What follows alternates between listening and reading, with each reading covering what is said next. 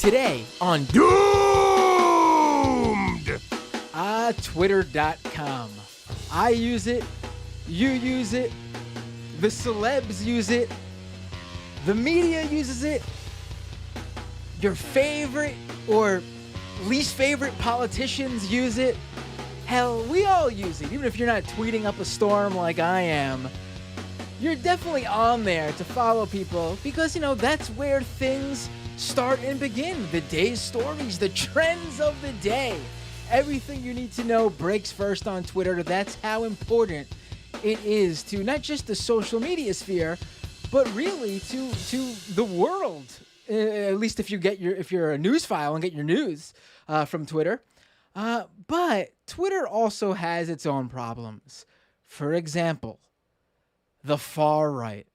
The far right. Why are they able to just, not why. A lot of these guys are banned on various other platforms, but for some reason, they're on Twitter. And not only on Twitter, they're verified. Why is this going on? What is the Twitter far right connection? We're going to find all that out today on Doomed. And joining me to discuss, let me pull me and my guest up on the screen now. One of my favorite guests to have on the show. Really, I was just telling him before how it's been too long, and I don't know how the hell that happened. Michael Edison Hayden. He is a senior investigative reporter and, this is new, spokesperson for the SPLC, Southern Poverty Law Center.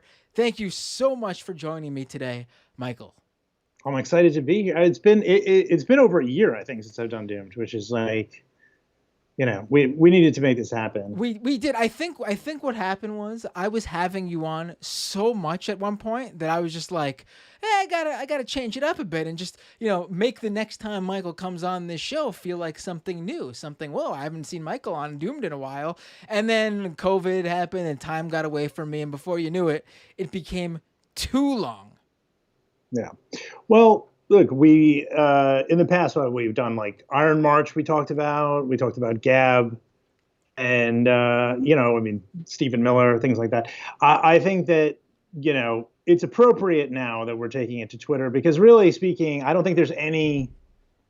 I don't think there's any tech thing. I don't think there's any like social media thing that has done as much damage, I would argue, as Twitter. And I know a lot of people will say like, oh, Facebook, Facebook, like think about Facebook and the traffic Facebook does. I'm sorry, man. If you look at that insurrection and what happened on January 6th, that violence, that to me, you needed Facebook, you needed Twitter. But the personalities, the cult of personality that Twitter is able to build, right? Starting with Trump. Right. Let's starting with Trump, that really comes from Twitter. Right. And they all have their role. It seems like, Facebook is the way where this spreads with the masses. This is how this stuff gets to someone who isn't in the political or even news bubble. Someone who's just, scrolling to check out normal your mom, dad, grandparents, people from college who aren't in this world at all. They became like, I don't know, construction workers or work in an office, and not in, not in a newsroom. And, that's how this stuff gets to them. But the like you were saying, the actual talking points, the stories, this all comes from the discourse that happens on Twitter. And we're here to you're here today to talk about this fantastic report you did on Twitter, and not just Twitter. I think what makes this report really interesting and special, because obviously there's been a lot done on how, the far right uses Twitter, white supremacists and neo-Nazis on Twitter. But what you focused on here in this report, which I think really makes this report stand out, is Mr. Twitter himself, its CEO and founder, Jack Dorsey. Yes. A lot of this stuff, I feel like, has been a lot of people, just from seeing how he acts, people he's interacted with online, who he follows, there's been a lot of talk about him and what his actual politics are and what his connections are to various figures on the far right. But you actually went ahead and did the report and on it. And I think, we're going to get we're gonna get into that, and I think it's really great. And then also, though, you did another report that just came out on looking back at Pizzagate and how it spread on Twitter. And I mean, I'm bringing that up now because there you go. I mean, you couldn't have had Pizzagate without Twitter.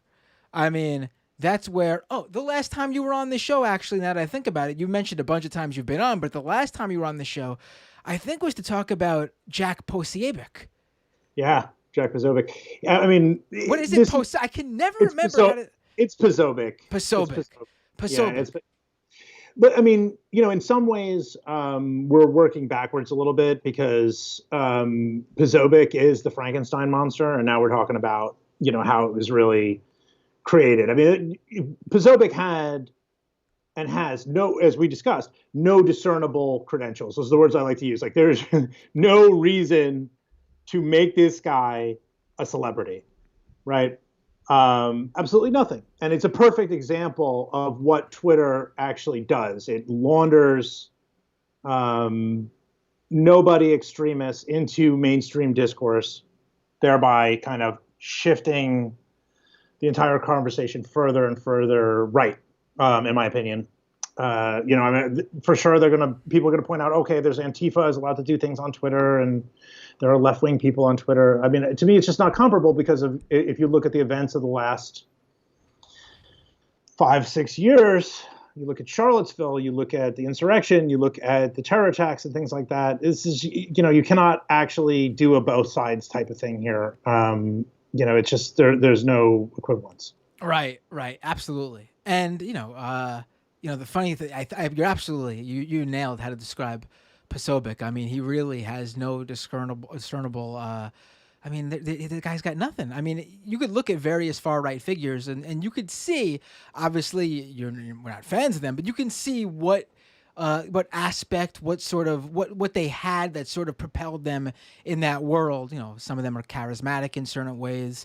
But Posobiec has nothing. He's just He's just. I've heard him talk. I've seen him on shows. I've seen him listen to media hits he's done. And he's got no skill, no talent. He's not a reporter in any way, shape, or form. Even though he seems to have been able to. We discussed this last time. Lie his way into various different roles in journalism over the years. Let's go. Let's rewind though. Like you said, I'm jumping ahead. Why don't you walk us through what you lay out in this report regarding Twitter and the far right? So I'll just use like one example from the analysis. It's not the starting point of the actual analysis, but I'm just going to pick it out, which is that during the 2020 George Floyd, the anti-racist demonstrations that swept up the country and still get talked about very much on the right as like an example of like lawlessness and whatever else was happening, Twitter changed their corporate branding to say not only Black Lives Matter but also Black Trans Lives Matter, which I really like because it's just like they're like, we're just all in. We're this is like we're not casually progressive, by the way. Black Trans Lives. Now we're getting very specific. Which I find very amusing, in some ways that they're like so bold about it, right? And I mean, you look at that branding and how aggressive they are about it. It comes on top of years of reporting about white nationalists and white supremacists organizing on this platform. And he's like, how do I, reconcile this Black Trans Lives Matter branding with the fact that, this website has promoted and helped make and verified, people like Nick Fuentes, for example, a white nationalist who was a big part of the Stop the Steal thing. Ali Alexander, the leader of Stop the Steal, yes, they got rid of him, but only after, things became like extremely, I mean, who knows if law enforcement played a role in forcing their hand to do it. So it's like, how do you reconcile this like progressive brand of Twitter with, this collection of far right shit? What is this? And I think for a long time, people say, oh, Jack Dorsey's a closet fascist. He's a Nazi, in disguise. He's all these things. I mean, I think that the reality is kind of just staring us in the face in some ways, and that he is like a libertarian. I mean, and that is based upon people I've spoken to who are inside Twitter. Right. And he is a right-leaning libertarian who, according to sources with whom I've spoken, I mean, one we refer to repeatedly in this, who has inside knowledge of it, I mean, just views Twitter as being like the last line of defense between America becoming China and whatever else. And I took out some of the language. I need to get the things shorter, but I reference InfoWars in there. But like, I mean, this is a type of rhetoric you repeatedly see on Infowars.com. So just starting with that, I mean, I think that if you're looking for an ideology in this website, like what they believe, whether this is a libertarian website. Jack Dorsey is a big advocate of Bitcoin, Bitcoin maximalists. I will say that I hodl some Ethereum myself. Bitcoin maximalists tend to be very libertarian. Like that's just, that is not the stereotype. Vijay Gandhi, I think is her. I don't know how to pronounce her name, but she's like, the legal person at Twitter. Right. She runs like a cryptocurrency investment firm, I believe, for women, if I'm remembering that correctly. I didn't know that. Wow, she does. Interesting. Yeah. So, I mean, it's like, this is an ideology. It's not the absence of ideology. This is an ideology, and more often than not, and I'm going to end my monologue here, we see libertarians siding with fascists, and we see libertarians coming over from libertarianism to fascism. Occasionally, you see them go to, become Bernie Bros and then that sort of thing, and then sort of come, it does happen. It happens very much more rare. Right. No, it does. I mean, it happens. Right. What I would say is that what we see a lot of is a pipeline between libertarianism and this kind of, now we got to build a wall, this kind of, this sort of Peter Thiel worldview, and sometimes the much more hardline fascist worldview. Right. Well, in the United States, libertarianism is much different. This always happens when we talk libertarianism back in the day when I was on the Majority Report, and I'm sure they still get it to this day. I was on the show earlier today. People from outside the U.S. are like, hey, I'm a libertarian, and I listen to you guys. I listen to all these left-wing shows. I like Bernie Sanders, and it's like, I know you said there's some here, and that's true, but libertarianism in the United States is very different than libertarianism outside of this country.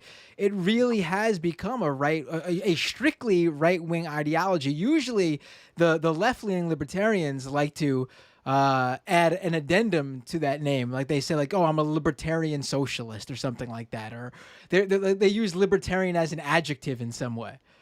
Yeah, well, I think that also the sort of Black Lives Matter, Black Trans Lives Matter thing, there's some irony to that, because I think what really pushes libertarians over the edge, or what they, in their mind, their own justification is they believe that they have to stand up to like wokeism and stand up to what they perceive to be like, censorship in academia, and that like what really turns people to embrace fascism.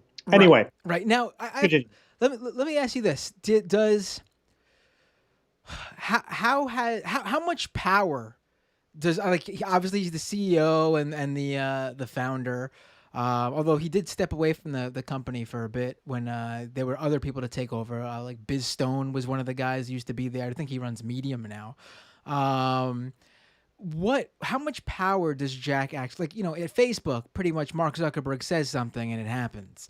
He will, he has the final say. He's like the Vince McMahon of Facebook. I'm using a wrestling reference here, where, micromanaging everything. He gets the final word. Does Dorsey have that? Because it seems like, from what you're telling me, that it doesn't really seem like if he did, that would add up to, Black Trans Lives Matter being a thing that Twitter ran with, even if it's just, for their bio to look good. It seems like he would have stood against that in some way, just to, as a fair libertarian leaning guy, don't want to take a side there, Well, if you look at the people that Dorsey follows, he follows people like Emily Gorchensky, who is like an anti-fascist activist who lived in Charlottesville for a while. So it's like, I don't think he's necessarily like, I don't think that like he himself is necessarily, against that type of branding. I mean, I can't speak for him because he's so, far removed. But what I can say is that, my impression upon reporting on it is that this guy and the people around him are more likely to want to say, hey, Nick Fuentes has a right to be here, and we're going to go out of our way to make sure he has a right to speak, than they are, almost anybody else. It's like proving a point to some degree.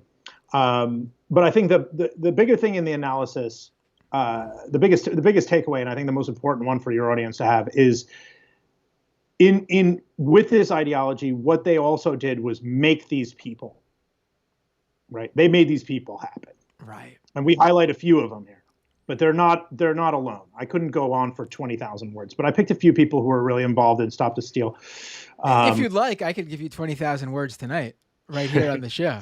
Let's just name a few of them.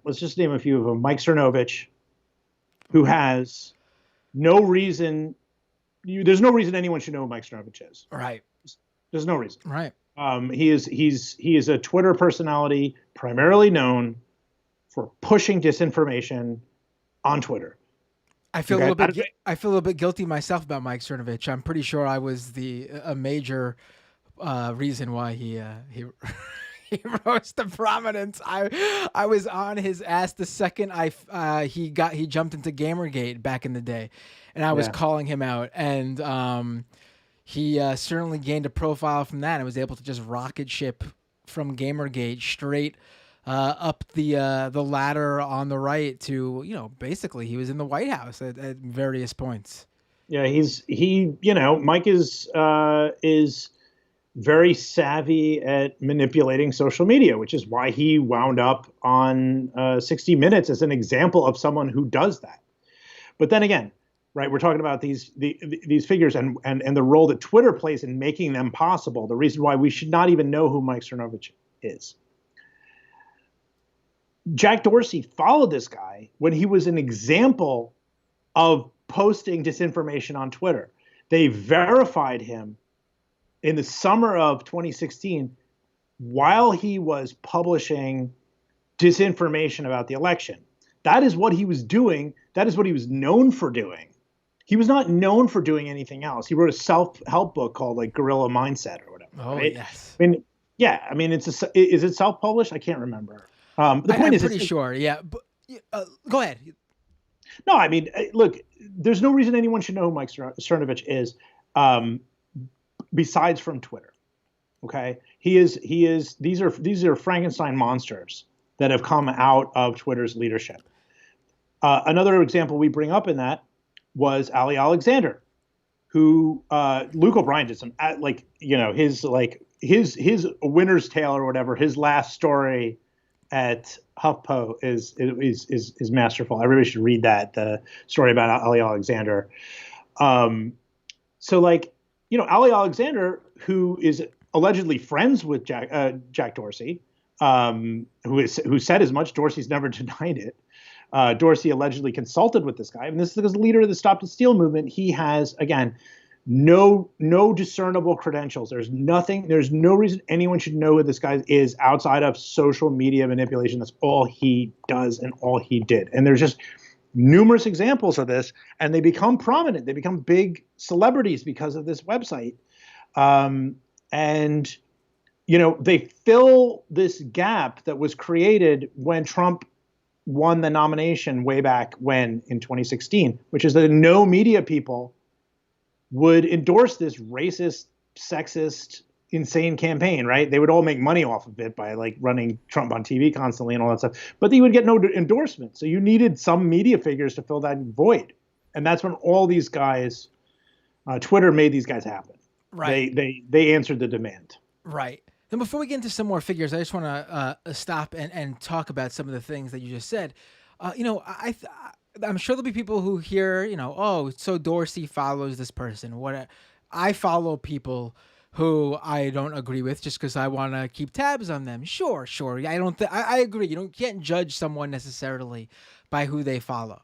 But when we're talking about the CEO of Twitter, I do think that sends a message. And the fact that they're verified is something huge and I don't think should be ignored. Now, people like to mock, oh, blue check, who cares? What does that mean? Sure. I mean, if you're on Twitter and you think having a blue check mark verification thing next to someone, your name is no big deal, fine. I tend to agree with you. Other than that one verified special tab you get in notifications if you're a verified user that shows when other verified users interact with you. Verification really is just like, it's just a blue check, no big deal. But the thing is, people who aren't like that, people who aren't on this website and enamored with it and in this bubble 24/7, people look at that as, oh, they have a blue check mark. That's Twitter endorsing this individual as legitimate.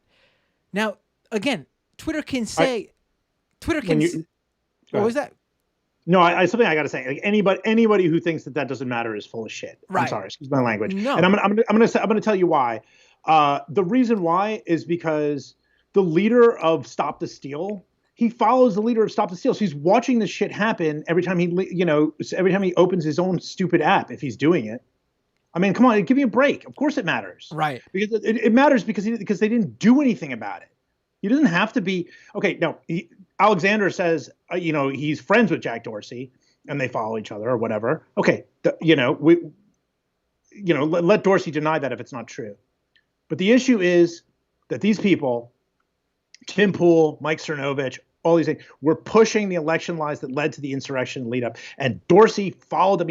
Anytime he opens his own app, he sees that it's happening and did nothing. He didn't say there and say, hey, hold on a second. Wait a second. My app is turning this country into just a big blob of violence. That is absolutely on him. And quite frankly, I mean, I think you should step down. Right. I mean, that's, I'm pining here, but I think he should step down. I think it's pathetic. Right.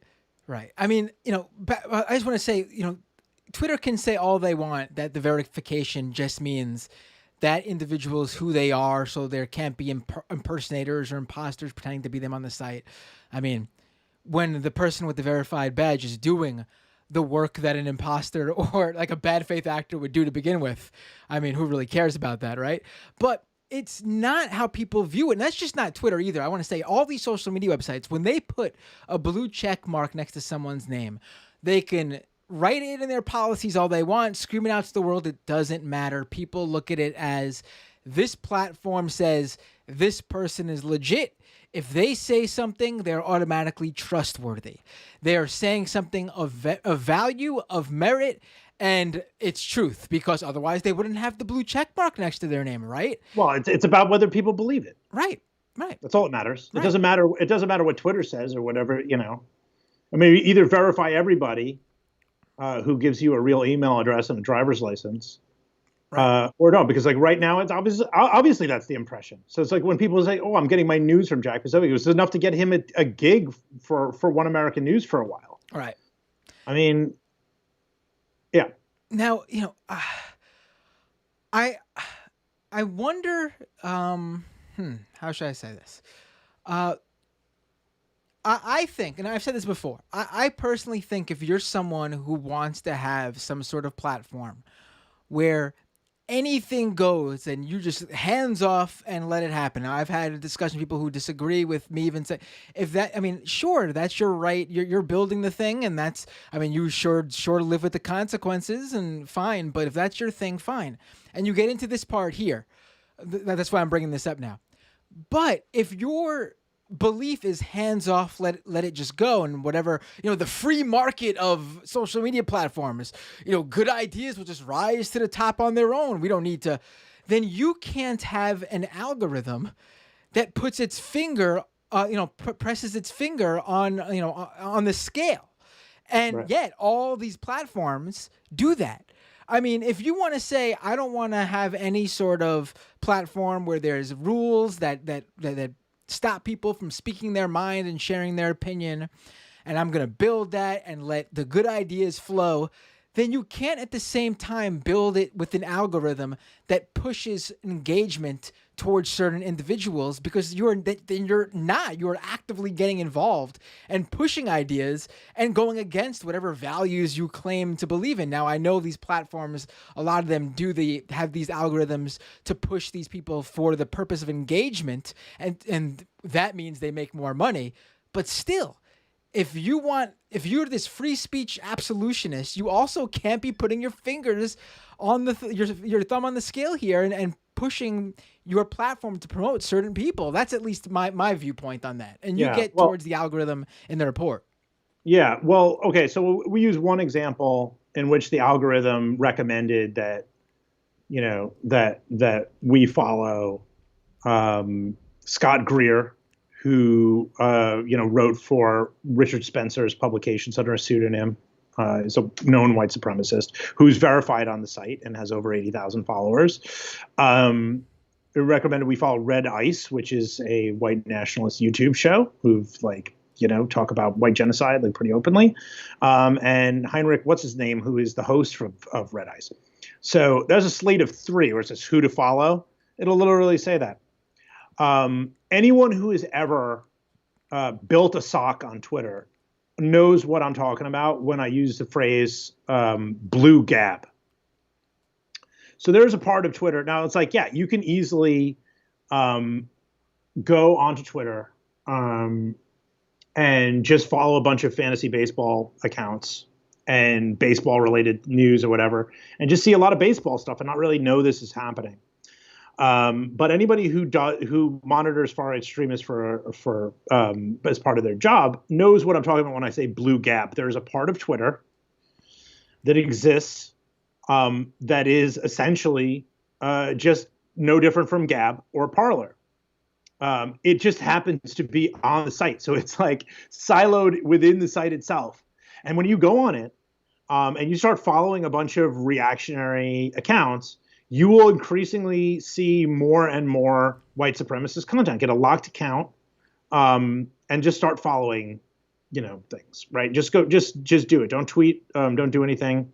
I recommend to journalists and stuff like that, never, don't tweet from your stock accounts. Don't interact with people. It's bad practice. Just follow. And you're going to find when you do that, you are going to be increasingly recommended white supremacist content. You're going to see a lot of goofy kind of, what's it, baby Pepe? What's that? That baby Pepe that is I don't know, looks like a shrunken, cross-eyed, that you know what I'm talking about? The or where are my friends? Those type of sort of baby talk Pepes. Right. Oh, the friends okay. Without the FRENS, no D. Yeah, it's one of the most inane things I've ever seen in my job. So there's you're gonna see those type of people, and then you're gonna get harder shit. Eventually, you're gonna get people who are looking for ways to talk about eliminating Jewish people by using codes and by using for instance, using a nose emoji to talk about Jews, to use the turban emoji to talk about brown people. They are and they'll get banned every once in a while. But what you'll do if you keep following them, you're going to find that your Twitter is just going to keep feeding you these people. They're going to make your feed into blue gab because they think that's what you want. Right. And as Megan Squire pointed out in our analysis, we went to a lot of different people to talk because I want to make sure I'm not going into this alone because it's such a big site. She says that Twitter is bad because it has such horrible content. The algorithm just makes it worse. So, it's the fact that it allows that the Twitter moderators or lack of moderators just allow Nazis to run free on the platform. And then the architecture that they built then makes it that much worse, just pulls you deeper and deeper very, very quickly. Right. Yeah.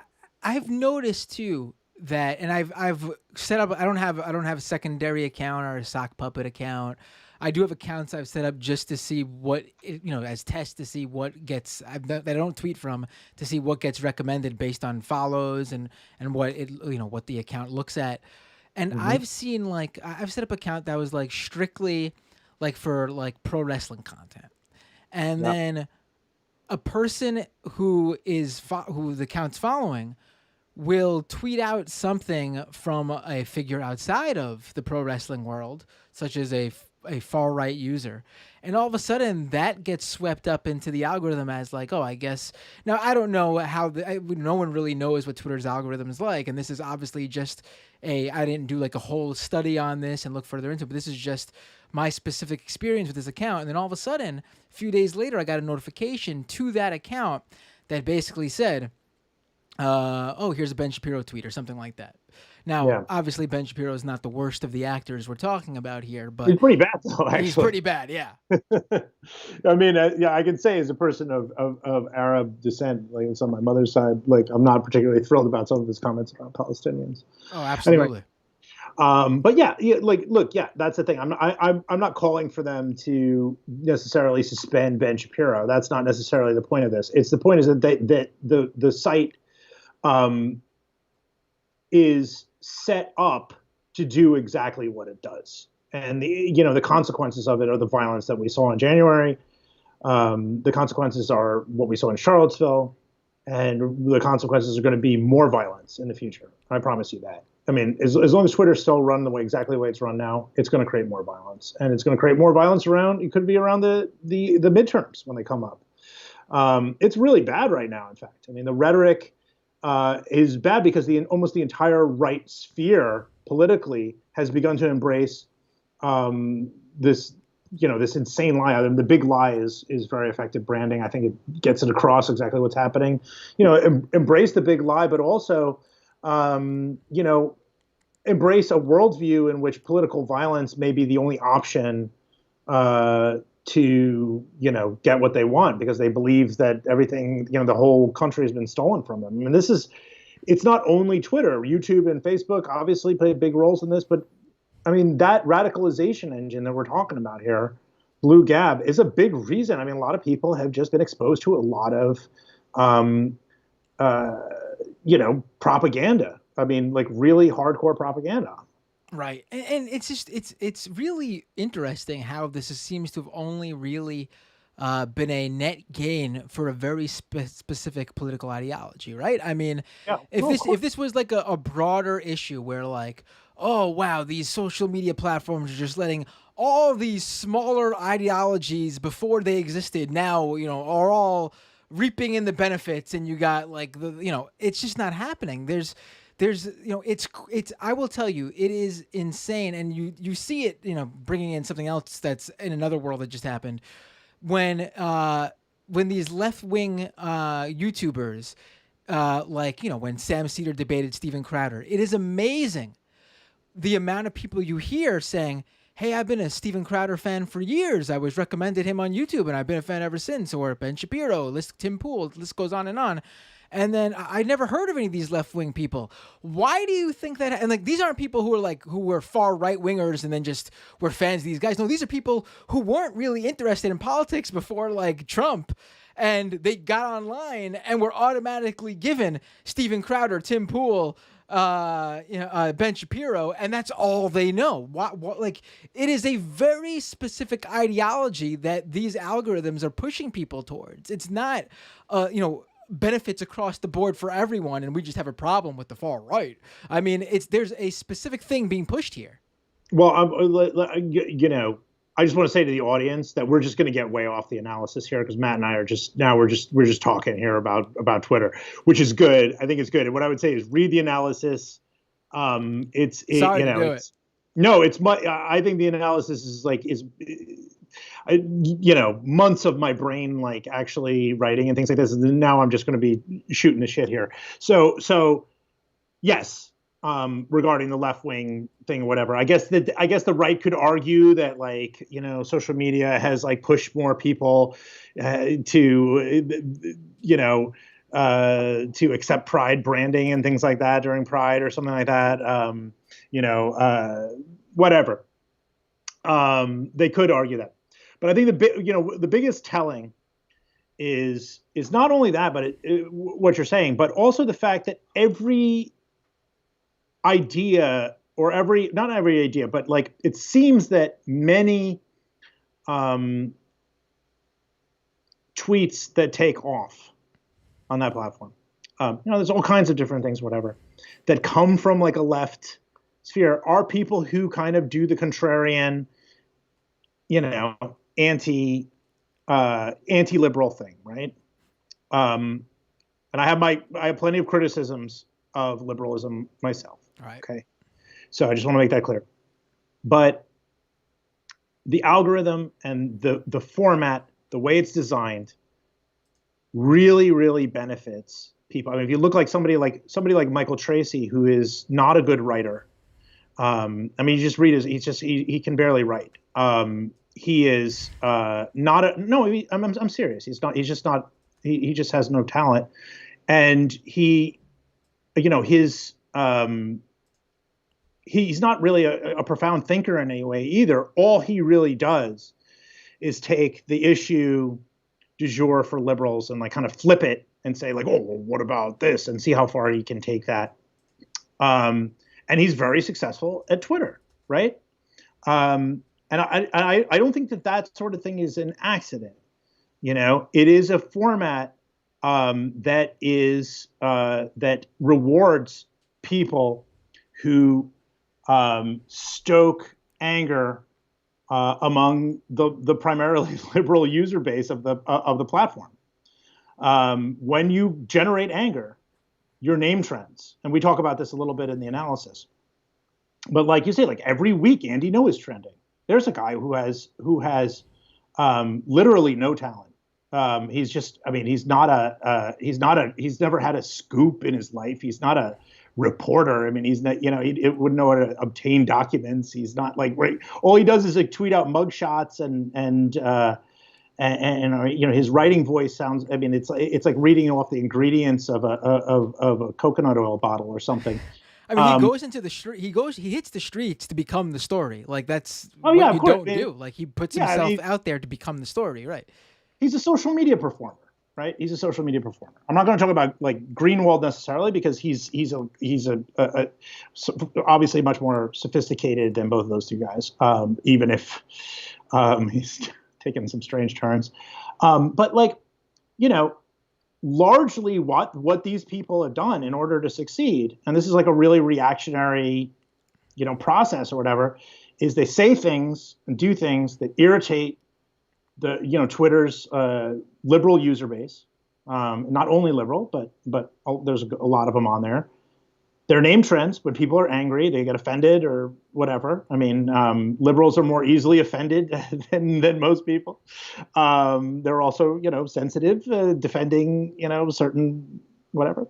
And like the format rewards that, I mean, and because of the blue check thing and whatever, that gets, mistaken as journalism. And the whole process really, I think, turns the entire discourse to the right. All this stuff benefits rich right-wing billionaires.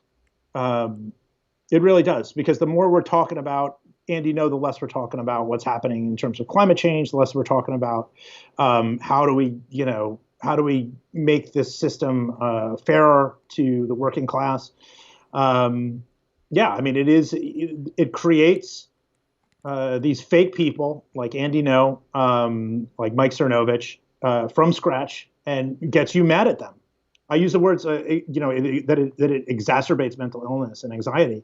I mean, this is intentional, right? With somebody, you've been there, right? Like somebody says something mean to you or whatever, and you're like on Twitter like for an hour or something, right? I mean, I do it much less now. I've gotten to the point where I can genuinely say I don't care. Right. I used to say, oh, I don't care. But then like I would get hurt by things or whatever. I think I'm at a point where I actually just genuinely don't give a fuck. But I've been there, and you've been there, and you just be like on the phone, be like, oh, what are they saying about me now? Right.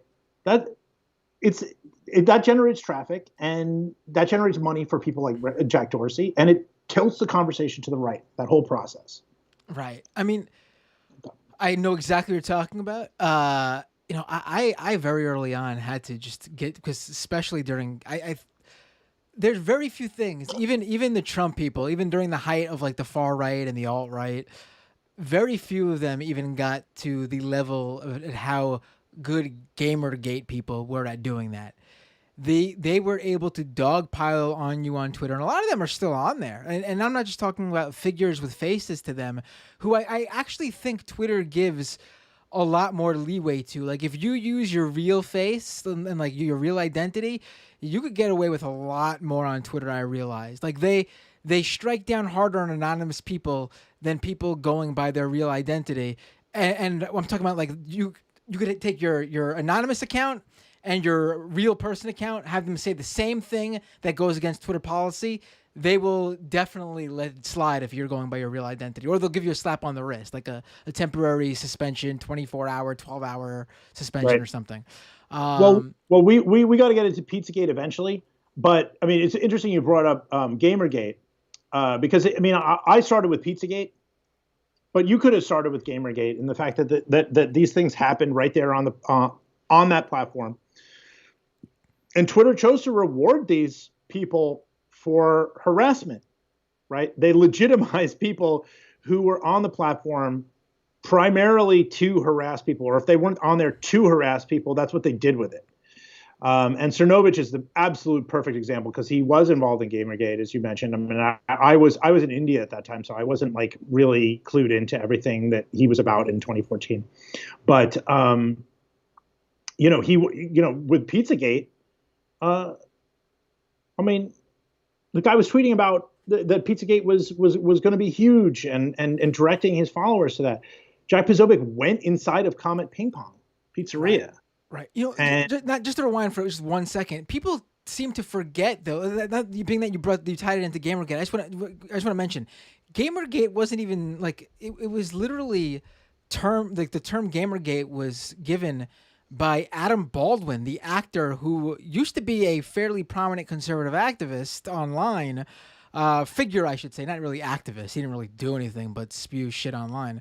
But, you know, he seems to have sort of drifted. I'm sure that still is politics, but he's drifted away from that. But Adam Baldwin, still a verified figure on Twitter, was the guy who sparked the Gamergate fire. He didn't start the thing, but he helped spark it by giving it that name, by pushing it on Twitter. And, you know, there you go. I think that's a perfect example. Thank you for bringing that up, Michael. But yeah, let's go ahead with Pizzagate now and focus on that, because, you know, you look back now in this other piece you put out at the same time at, 5 years ago. It seems incredible that it's been that long. Yeah.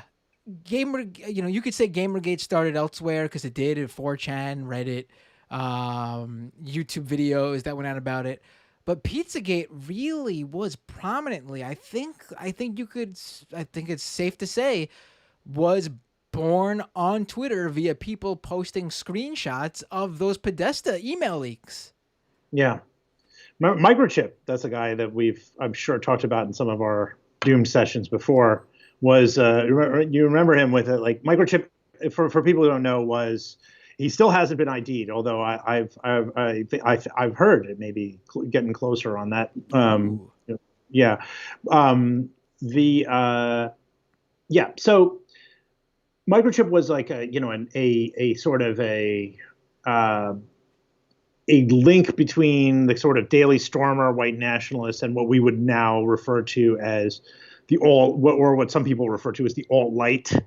What I would prefer to call just the hard right, like kind of American version of neo-fascism, the Posobiec types, and people like that. At the same time as some of these people who were christened as Twitter celebrities, including Posobiec, Cernovich, whatever, Cassandra Fairbanks. How about her?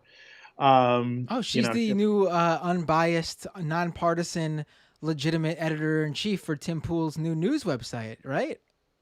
Yeah, you think Pool, in Pool's case, it's like he's right on the border of somebody that the SPLC like really doesn't want to be talking about, because why would you bring Fairbanks into it? Because now you're just like asking for heat.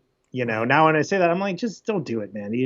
I thought you were a disaffected liberal. Not that I ever believed that, but why are you hiring Cassandra Fairbanks? I mean, you're just asking for heat, because I will tell you, I have quite a bit on Fairbanks that I haven't published yet. Ooh, your video just went out, but Oh no! Oh no! there you go. You just went out again. But I will Wait, say, wait, wait, wait, wait, wait. All right. How about this? How about this? no, still don't That, see. Oh, there you go. There you go. You're it's much back. worse. Yeah, but the camera is much worse. And there's People can still see you. That's all that matters. But okay. I Well, will say, I had this camera. It's just I was using a nice camera. and maybe the USB cable is loose or something. I will say that a few weeks ago, I played a video on this show where Tim Pool was talking with one of his guests. I can't remember who it was, about possibly bringing Cassandra Fairbanks on board.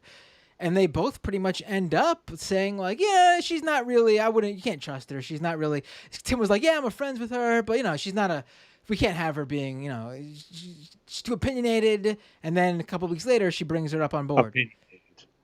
What was Opinionated. that? Opinionated. Right. Yeah, that's Right. one word for what Cassandra Fairbanks says. She's Right. like a really just a horrible. She's a horrible example of what social media does to a person. I mean, what a horrible life. And I will say this: I always, and I'm not saying I'm some sort of, fortune teller or anything like that, but something always seemed off about her, even when she was claiming to be a Bernie supporting leftist. I remember back even before that, during like, I don't know if it was as far back as the Occupy days, but it feels like that. Definitely, like when she was a left wing leaning person talking about Assange. I never interacted with her online purposefully because something always seemed off. Something was not right. I am not going to. Look, all I'm going to say is, have me back on at another time. We're going to be talking about this when I have an actual something. Ooh, hold on. I don't know if you'll hear this, but I gotta play a little. I don't even know what to play sound effect wise. Here we go. Glockenspiel. Yeah. So let's continue and talk about it. You definitely have to come on that one, by the way. But yeah, Fairbanks. Pizzagate was just this bizarre thing, and I do want to say this: for something that started on Twitter, it is crazy how again, we're talking about other social media platforms, but it is important to understand that Twitter is the one that put it out there in the world.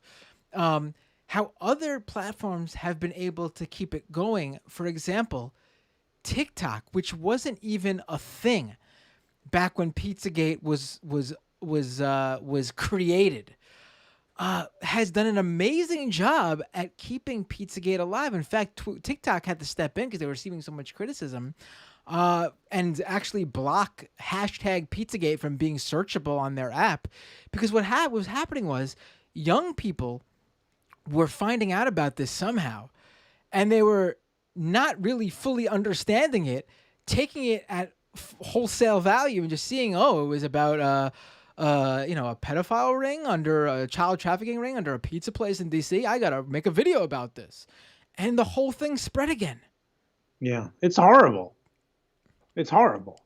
I mean, a lot of people. I mean, it was a big thing. I think on the left or whatever, to make like kind of ironic jokes about Pizzagate at the time, because it was so absurd and people were like, "Oh my God, these people are so crazy," and all this stuff. And I understood that. I laughed at my share of Pizzagate jokes and understood the gawking. But then you talk to like James Alefantis about it, the owner of Comet Ping Pong, and this, I mean, like people's lives were ruined. People's lives were ruined. There are people who worked for that restaurant who are, in therapy for PTSD and stuff. This is like, what really bothers me, and you can read the Q&A with him. I published it. It was not like, I'm going to write about Pizzagate. I was like, I wanted to interview him because I wanted to speak to somebody who is a victim of Twitter, specifically, right. What Twitter does. And somebody, a famous person with where there's some time to reflect upon, having experienced it, rather than just like, the latest person who's been dogpiled on there. And, the stuff he talks about, it's like, it affects his personal life. It impacts his ability to find a relationship, to move to a different city, to Comet Ping Pong was a beloved brand which is still beloved apparently in DC. People love the neighborhood, love the pizza, but he can't franchise it. It's a huge loss of money, and who's he going to sue? You know, I mean, it's horrible. And this guy did nothing. He did nothing to deserve it. There was no pedophile dungeon. He never did anything harmful to a child his whole life. I'm glad we should. I just realized that, obviously we know, and I think the majority of my audience knows, but to be safe, in case there's any new listeners, any young people who could be in that TikTok audience unaware, we should be explicit here.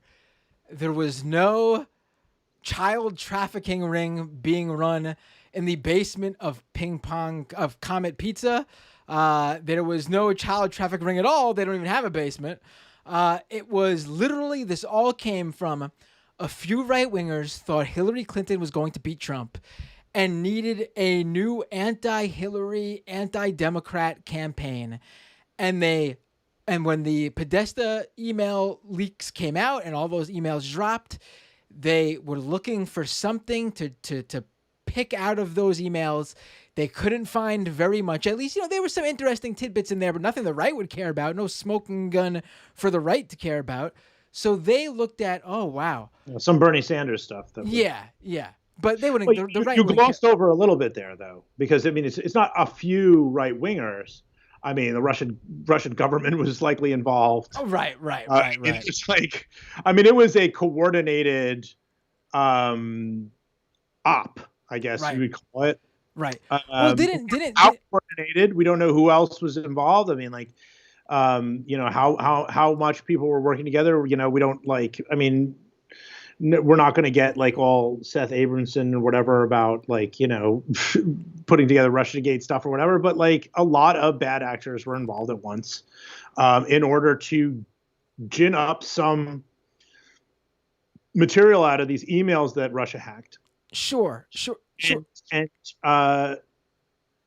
what they got, what the sacrificial lamb, so to speak, was this pizza place where, I mean, just some people, DC people, order pizza, and they create in order to make, as you said, in order to make the emails flavorful, they made it all about pedophilia, and these guys on Twitter, these people who had been laundered into legitimacy through Twitter and by their algorithm and all that stuff, made help make Pizzagate a thing. I mean, on Reddit, it also happened quite a bit. And then there's, it was on YouTube and it was on Facebook and it was on all those things. But Twitter, again, we associate it with Mike Srdovich.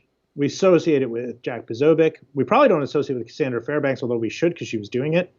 And many, many smaller neo-Nazi white nationalist accounts, people like Joe Jordan, a.k.a. Eric Stryker, was pushing Pizzagate stuff. I mean, all kinds of people. Very few people on the far right avoided it at that time. And they used Twitter to do it. And Twitter never punished those people. They rewarded them, sometimes with verification badges. And in some cases, again, promoted them. I mean, they've recently promoted Jack Posobiec's thoughts on the Derek Chauvin trial. So that's an ideological bias at play, in my opinion. Right. No, absolutely. And I didn't mean to downplay. I from what we understand with outside, foreign interference, and I think I do think it's important to add what you said, but also from what we understand, most of this stuff was, if not all of it, was created here by the far right, and then Russia stepped in to basically just push it out there. They didn't necessarily come up with it because when we've seen, they're opportunistic, right? We've seen when they did try to originate several different storylines and memes, they weren't very good at understanding American politics in that way. They weren't good at creating it. I think that's right. I think that they can see, where there's a wound opening up and they tear it harder. Right. So actually, I did want to talk a little bit more about Pool because you had a discussion with Pool actually, and over email. Over email, right? It's still very interesting to me. I should add an addendum here to people who aren't familiar with this show. I haven't heard from him in a week or two, but Tim Pool had reached out to me a few weeks ago to have me on his show. So I just want to, full disclosure, which I will go on with no questions asked. Are you kidding me? I'm going on that show. You'd be the one guy who would be like, I'd be like, okay with you doing it. We could send you. That's a mission I will that'd be say there were other people who I've seen on that show who've done a good job. I know I do not like, no fan of Destiny, but credit where it's due. I think he handled them from the clips I've seen. He handled himself well on that show. Same with Vosh. I'll definitely credit where it's due in terms of people who've been on that show before. But thank you, I appreciate that. I think it would definitely be a interesting time. So now that the disclosure's out of the way, I thought that was one of the more interesting things because Tim Pool is one of those people who have had back and forths with Jack Dorsey. And it seems like he's the only one, though, out of that group who's had a communication with Dorsey to spoken with you. Well, Cernovich used to talk to me, for instance, but he stopped when I went to SPLC. A lot of these guys get like really, they get scared. I mean, quite frankly, that's what happened. Pizzagate told me, talk about scared. When I reached out for him for comment, he said I'm calling the FBI. I mean, like, I don't know what do they think SPLC has, like tanks? I mean, the anti-racist tank brigade. But yeah, Poole replied with a kind of like this long, like 3,000 word email that is just basically doing the how you respond to SPLC thing when you're nervous, which is I'm not a racist. How can I possibly, I'm not far right. I don't, like just disavowing basically everything in sight. Like I'm mixed race, and you can be mixed race. Whatever. I mean, Ali Alexander is a person of color. I mean, like, doesn't really matter to the story here. We're talking about far right extremism. We're not talking about like you don't have to be like David Duke, to have said that the election, was illegitimate and et cetera, et cetera. So yeah, I mean, Poole said that he believes he thinks that Dorsey wants unrestrained. He wants far right extremists to have unrestrained platforms based upon him talking, which I thought was a very interesting thing for him to say. And maybe perhaps a way of, throwing Dorsey under the bus to try to save himself a little bit. I was kind of, it was interesting enough that I put it really high up in there. I don't know what Tim Poole's personal ideology is. I know the ideology that he projects online, I think his ideology is making money for himself, which apparently he makes quite a bit of, from what I've heard. A lot of money. And there's a lot of money in being a right-wing performer. The way I would describe his views is reactionary. That's the way I describe it in there. Is reactionary. I mean, he's certainly tolerant of people who have extreme far right beliefs and platforms them. I mean, he had Enrique Tarrio, the Proud Boys, on in the run up to the election. I mean, that I think speaks volumes to what type of person Tim Pool is. Right. Yeah. I mean, I always look at it this way. I don't care who you have on your show. Have on anyone you want on your show. The question is, what are you having them on to talk about? Like, if you're it was a recruitment advertisement. I mean, that's not what Poole would say it is, but that's the impression that I certainly got when I was watching. Right. Yeah. If you're not, you have to. If you have someone on like that, and your purpose is not to give them an open mic to say what they'd like and share their views with people, then you need to have a pretty good, way to go about asking Tarrio hard questions. Right, exactly. That was my issue with when I made that video when Jimmy Dore had that Boogaloo Boy on his show. Dore's the guy, isn't he? Oh my God. Yeah, he's someone who I'm sure we'll be talking about. You'll be covering maybe in a year or two if the trajectory continues, right? Well, the first time actually I ever heard of Jimmy Dore is because a neo-Nazi was praising him, and I was like, who? He's like, there are reasonable voices on the left like Jimmy Dore, and I was like, who? I didn't really know who he was because I'm not like a YouTube kind of. I'm like I will do YouTube when it's good stuff like this, but I don't like keep up. Like, I don't like. I actually don't have time. I'm 42. I'm doing my investigative reporting and being a dad, what I've seen of Jimmy Dore is pretty interesting. I don't know. It's a pretty not good. Yeah.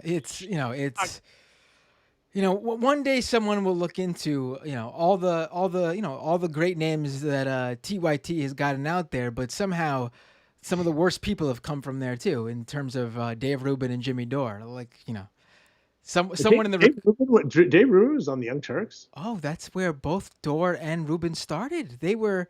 I know Dore was. I had heard that. No, Rubin had his own show on the Young Turks. That's why he's prominent. That's why he. Someday someone will look into who was recruiting for the Young Turks then, and find out it was some like secret right winger, like undercover. But like, this brings us full circle, because this is exactly what I was saying about the way social media companies are structured, and the way Twitter is structured, for instance, and probably YouTube as well. It is structured in such a way that if you're a person who is trying to make money off this algorithm, you're eventually going to start pushing ideas that piss people off, because it runs on emotion. If I go onto Twitter right now and be like, hey, this is my favorite Cocteau Twins album, it's going to get 5 likes, right? If I go onto Twitter and I say like somebody's favorite music is Right Now or whatever, I just pick, what is bullshit and it sucks. Like something that's really, really popular. I don't know what it would be. I don't know, the new Tyler, the Creator album or something. If I started ranting about that, it's going to get a lot of comments and negative emotions drive interaction. It's about fueling anxiety and depression in people. And that is why people with these really harsh reactionary views, like if you didn't start that way, you'll get there if your main objective is to become famous. Right. But I'm still on you hearing Dore from a neo-Nazi. It's no surprise, but I mean, that's where I first heard of it. It was like years ago. Right. I just really didn't know much about him. He dabbled in the Seth Rich conspiracy. Let's put it, and that's sort of, I think, might have graced himself with some of these people who. It's a much more exciting world if you're a Bernie supporter to believe that Hillary Clinton killed a Bernie volunteer. It's a much more exciting world, right? I mean, we love excitement. We need like boogeymen and stuff, and these conspiracies do that for people. Right, absolutely. I mean, Michael Brooks and I, when I was at the Majority Report, we created this whole fictional world with him doing the characters, because he was great at impressions of of Bill Clinton and Hillary just taking people out left and right. And, because starting all the way back with Vince Foster, even pre-social media, this stuff was out there. Social media has just been able to ramp it up, get them an easier way to. Vince Foster is like Columbine, a very influential kind of touch, and Pizzagate, a thing that became more of a thing over time, right? Right. See, the thing is with that, though, I think people are unaware of Vince Foster. Like people know Columbine and, but I think a lot of people are non-zennial kind of Gen Z people. Vince Foster was the first Clinton murder victim, right? Conspiracy theory. R.I.P. Yeah, and widely disproven and discredited conspiracy theory, but it was it obsessed the right at a time when the Democratic Party looked really tough to beat, partly because they're doing this triangulation stuff that we're all paying the price for. Right. To get back onto Twitter, I don't want you to jump without getting to this, but I do want to talk about this because Twitter's big way of dealing with all this stuff, and I've covered this with my work, my written reporting work as well, but it's so wholly ridiculous, and that is the warning labels. The labeling of various tweets as a way to say, hey, look, we're taking action, we're doing something. I mean, what a bizarre... We'll let it continue out there. We'll put a label on it that says this might be manipulated in some way or not true in some way. And there we go. I mean... I just, the weirdest one to me, and this is one I actually covered, and some people had reached out and was like, why are you defending these people? And it's like, I'm not defending them. This is just a stupid label for anyone. The hacked contents label. That's a new one they started putting out there, where if they believe a report is was created based on hacked documents, they will label it as a hack. They put a hacked documents label on. Like, what are you guys doing? Like, so bizarre. Like, it really does feel like just a thing for them to say, look, we're doing something. Well, I just want to bring people from there back to my overall point, which is that and we'll get to, let's also quickly mention Birdwatch before we wrap up. All right. No, but all this stuff is designed to keep this same thing humming. If you're going to like one takeaway from this site, from this analysis, it is that they want to keep it, bad, reactionary, filled with harassment and lies, because they want you to stay on the site and click through stuff. They want you to feel anxiety. They want you to feel depression. They want you to keep clicking. They want you to feel lost on there. They want you to feel like everybody's out to get you. That it'll just keep you clicking, because once you're not going to put down the app. It's just human nature. You want to get it resolved. People want to get their problems resolved. So what do the warning labels actually do? Have you okay, I'm dating myself again. Again, I'm 42. I don't lie about my age. Full Zennial time here. I very much remember seeing CDs in the store with the parental advisory sticker on. Oh, I remember that. Yes, I'm 2 Live Crew. Welcome to the fuck shop. You can Google that. And we're not, and like with 2 Live Crew, where it was like all this. I'm sure, I could get me canceled if we start thinking about what actually was the lyrics in the 2 Live Crew songs. They were extremely bad and plenty misogynist. But anyway, when in junior high, it's like, or whatever it was 6th grade, 5th, I don't remember what it was, but whatever, the parental advisory on a 2 Live Crew album is like, oh, don't look at this. Don't listen to Welcome to the Fuck Shop. NWA. Don't listen to Fuck the Police. Don't do that. We've got this warning on here.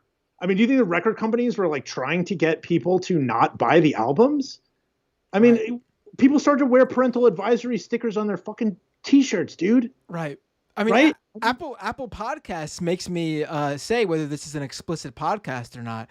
And let me tell you, I certainly check that box every chance. Yeah, right. People want to know. They want to know what they're not supposed to hear.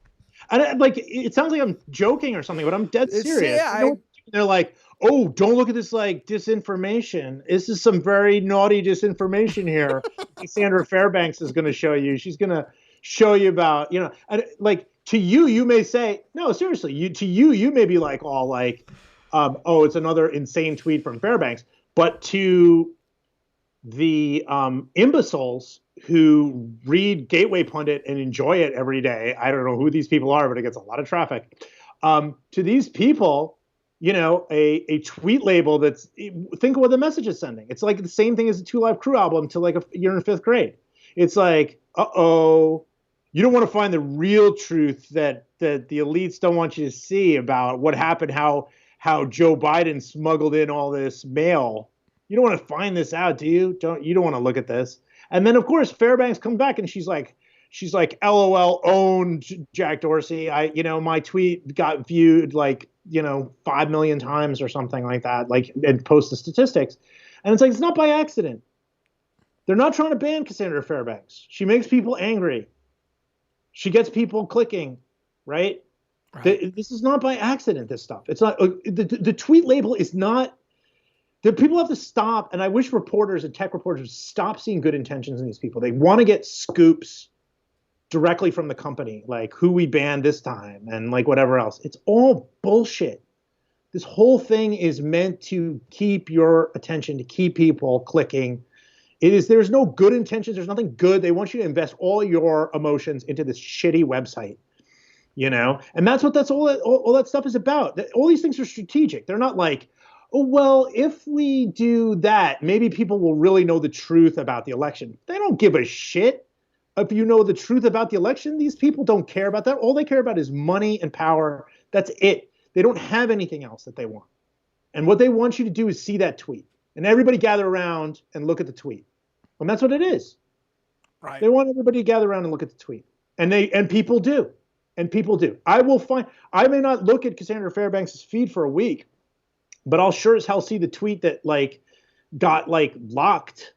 And everybody gather around and be like, what did she say that was so bad? Right? And this is bullshit. And it's like, let's go to Birdwatch. I don't think I've ever been more pissed off at my colleagues, not my colleague at SPLC, but fellow journalists, at the breathless way in which people reported that Twitter was announcing Birdwatch. I mean, this Can you explain to people who don't know what Birdwatch is? Because I think that's one thing a lot of people don't know about. So on January 6, 2021, some people did some things to the U.S. Capitol, which you may have noticed. Some people died. And Twitter was heavily involved in this process, at least was used by these extremists, including Brandon Straka, whatever his name is, that weird guy who was verified he did walk away or whatever that hashtag is. Oh is. yeah, the Dems walk away. I was on Twitter is mentioned 13 times because it's all Twitter shit. What was that? I'm sorry, you cut out for a second. Sorry. Brent in Straka, somebody on YouTube, I'm sure, will comment and correct me. Whatever. He's a nobody who's, again, has 500,000 followers and is verified. In his indictment, Twitter is mentioned 13 different times. Anyway. All right. Fun fact, I was on how involved Twitter was in this situation. So then, a couple weeks later, Twitter is like, guys, I got a little something for you. We're dropping this new thing, which is a program in which people can do Wikipedia-style annotations of tweets that are misleading, and then Birdwatch users, whoever these people are, this is so. First of all, let's get something straight.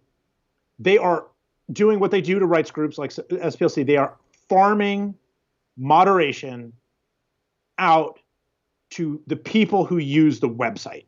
So they are asking you to be a good student in class who raises their hand and stuff and says that, no, actually, Joe Biden isn't a pedophile. Right? And you have to go in and go into the tweet and write, Joe Biden isn't a pedophile. This is a false conspiracy theory. This came from 4chan or whatever.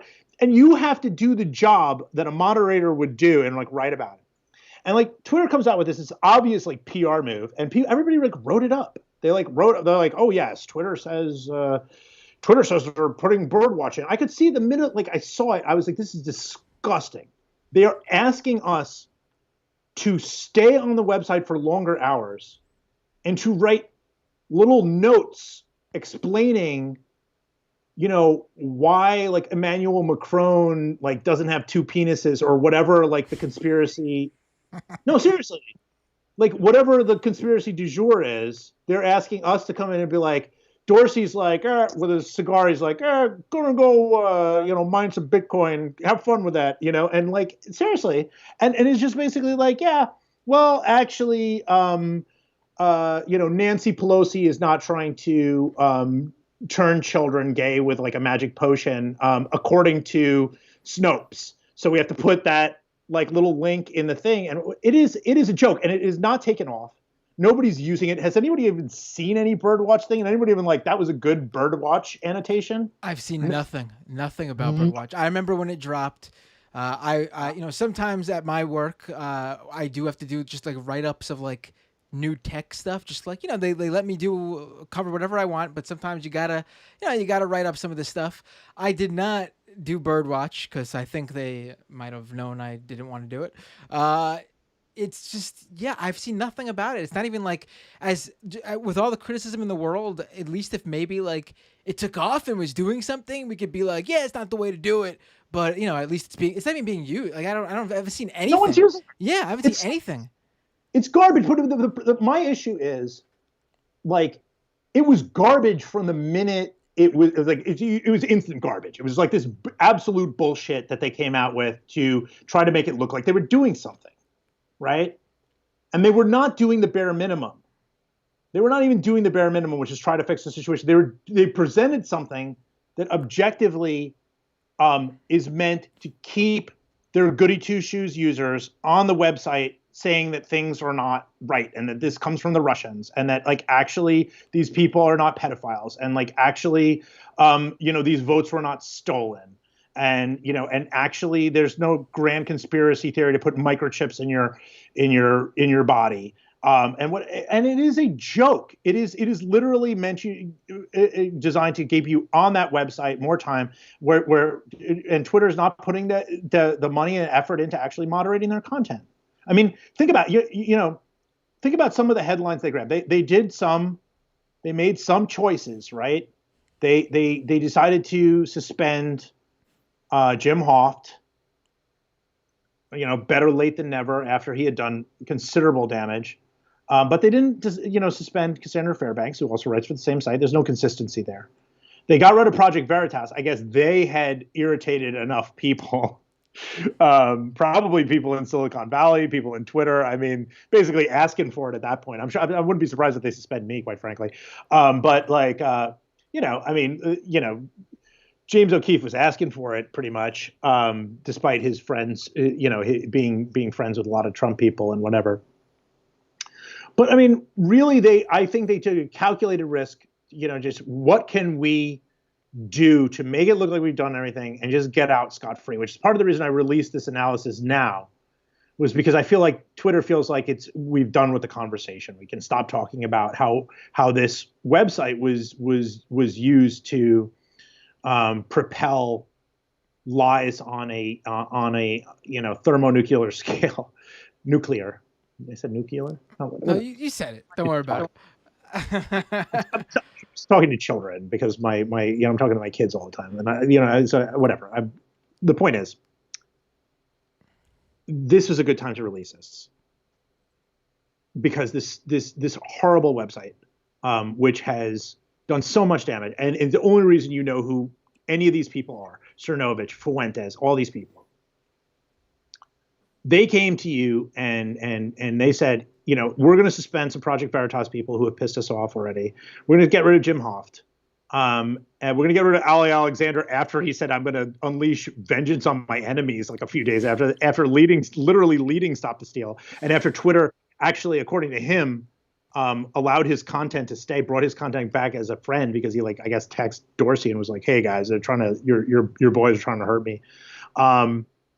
After all that, now they think they're in the clear and it's going to be fine. People need to know that, that this is blue gab and I'm done. I don't know. I don't have anything else to say. I think it'll be interesting to see what they do with Trump, right? I mean, Facebook has left the door open after the oversight board forced their hand to come up with some sort of rule, either ban him outright or give him a length of suspension, and they chose the latter, give him a length of suspension of approximately 2 years.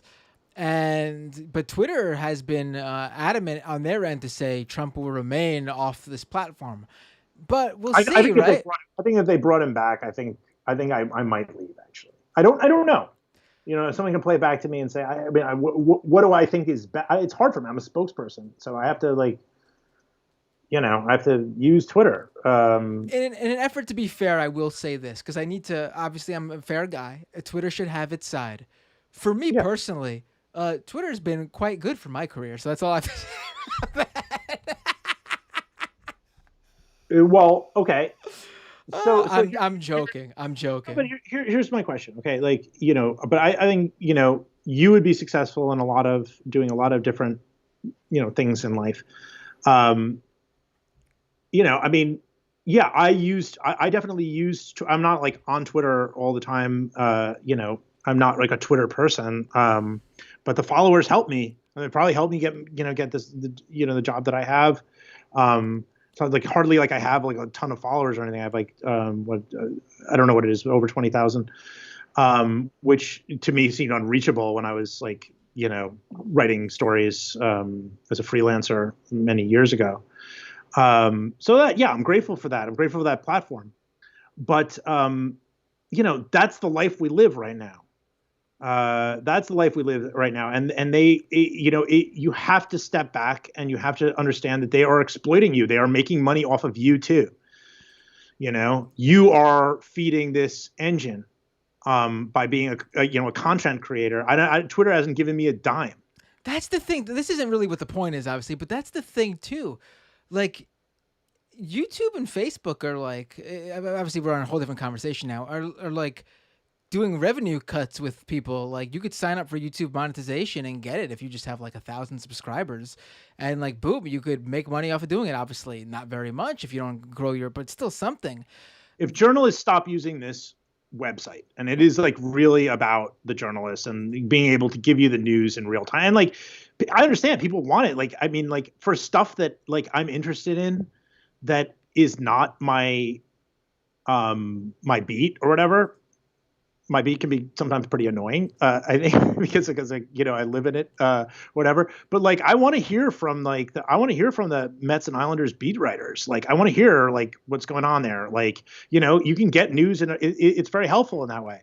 So if the journalists stop using Twitter today, this site would be nothing, and that is what runs it, and that's why it is so infuriating to see how the site is the primary thing about it is not necessarily keeping people informed, but actually tilting the country in a much more reactionary way. And as we face issues like climate change and stuff like that, this is going to be really scary. If we give both sides, thing, and we get the algorithm going on these people who are going to get us to, back on some more bullshit regarding climate change, we're running out of time. We could go extinct. Right. I mean, it is amazing that journalists chose the one platform that doesn't give its content creators a cut of their advertising revenue, right? Like, literally, if it's like YouTube or Facebook or TikTok, even, like, obviously these platforms all have their own issues, but these people have all come to the conclusion that we should really give something to the people that create our content. Twitter doesn't do shit. Like, why are journalists putting so much of their stuff on there? Myself and yourself included, obviously. You say Twitter has helped you. You say Twitter has helped you. And I say that, yeah, Twitter has helped me. I don't know if my investigative reporting is actually what helped me, and then like putting on Twitter and some people liked it is what helped me. I don't know. But I do know this, that I would like to be helped by a better website than this. Oh, absolutely. I'm sorry. Right. Like as a journalist, I want something better than this. This sucks. I mean, like, this site. All right, enough of this. Enough analysis. This site fucking sucks. Okay, I hate. I seriously do. I do, and it's like we all have to be on it, and all this stuff. A writer for Rolling Stone was talking. She said something about her grandmother, and somebody was like trolling her about her dead grandmother. Like, what is this shit?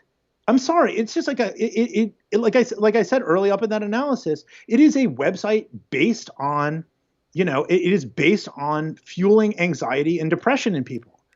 We can do better than this as journalists. We can do better. There has to be a better way to reach the public than this. It works in a way other platforms don't, because there's no, on Facebook you can sort of, again, I'm not promoting any of these other platforms, but on Facebook you can, you can choose who gets to see your stuff. You know what I mean? There's like a walled garden you can build yourself. On YouTube, I mean, obviously YouTube comments suck, but at the same time, they don't really go anywhere. Like, there's just so many comments, and it's just like no one takes them seriously because they're not attached to anything, and they don't, like, they're not in the like, you can watch a YouTube video and not see the comments at all because you just don't have to scroll down. Whereas on Twitter, all the reactions, all the shitty comments, they're just so integral and connected to everything you say. You click a tweet, they're right there. You could almost not read the content without seeing the first couple of replies. Like, it's just, and you get notified for them, and you get to see. Like, I get shitty people saying shit in the YouTube comments all the time. It's really easy just to not scroll down and see it. On Twitter, you can't check your replies from people that you like, who you're friends with, without also seeing the shitty comments. It's like, unless you it's just how the site is made. Well, the shitty comments and the harassment are the things that you hear a lot about from journalists, right? You hear a lot like, okay, like, this is, look, you got to get thin skin after a while. covering Nazis, I've got my skin is toughened up over time. I don't really. There's not much you can do. I mean, I've gotten. I don't talk about it, but I've gotten like much more serious death threats than I talk about. Like I got like hardcore stuff. So I'm pretty tough about this stuff now. I don't give a shit. You know what I mean? Harassment is one thing, and that is terrible. I'm not a big fan. I'm not a big fan of it, particularly hard on women. Let's be honest, and people of color and women of color to the most extreme. Really, like, take it very hard on Twitter. Terrible for journalists there. But the issue that affects us nationally, not the individual, like the issue that affects us nationally, and I'm going to do a follow-up to this analysis because I am not done talking about what this website does to tilt this country in a reactionary way, is related to legitimizing, laundering things that have an appearance of journalism but are not journalism. And that needs to be reported out. And it needs to be done in a serious way, in the same way this analysis was done about the ideologies behind Twitter and the way it turned characters from obscurity into celebrities. The next thing I have to do has got to be to focus on things like Andy No and some of these things that are again, Andy No is purely, and I say purely, a Twitter phenomenon. That is all he is. He is a social media performer. He performs on social media like a clown. Okay? And he goes out and he makes himself part of the news, right? The Post-Millennial, Holt did some good reporting on the Post-Millennial. The Post-Millennial is, like, as far as I know, run out of some, Canadian apartment. There's a bunch of legitimized on Twitter as being a thing. They have no standards and practices. They run one source stories on Jack Posobiec tweets. I mean, what this is doing to our flow of information. People talk about disinformation, whatever. Okay, I like that word, actually. I like the word disinformation. People say, well, it's overused. I think it still works as far as I'm concerned. Disinformation is one thing, whatever. Okay.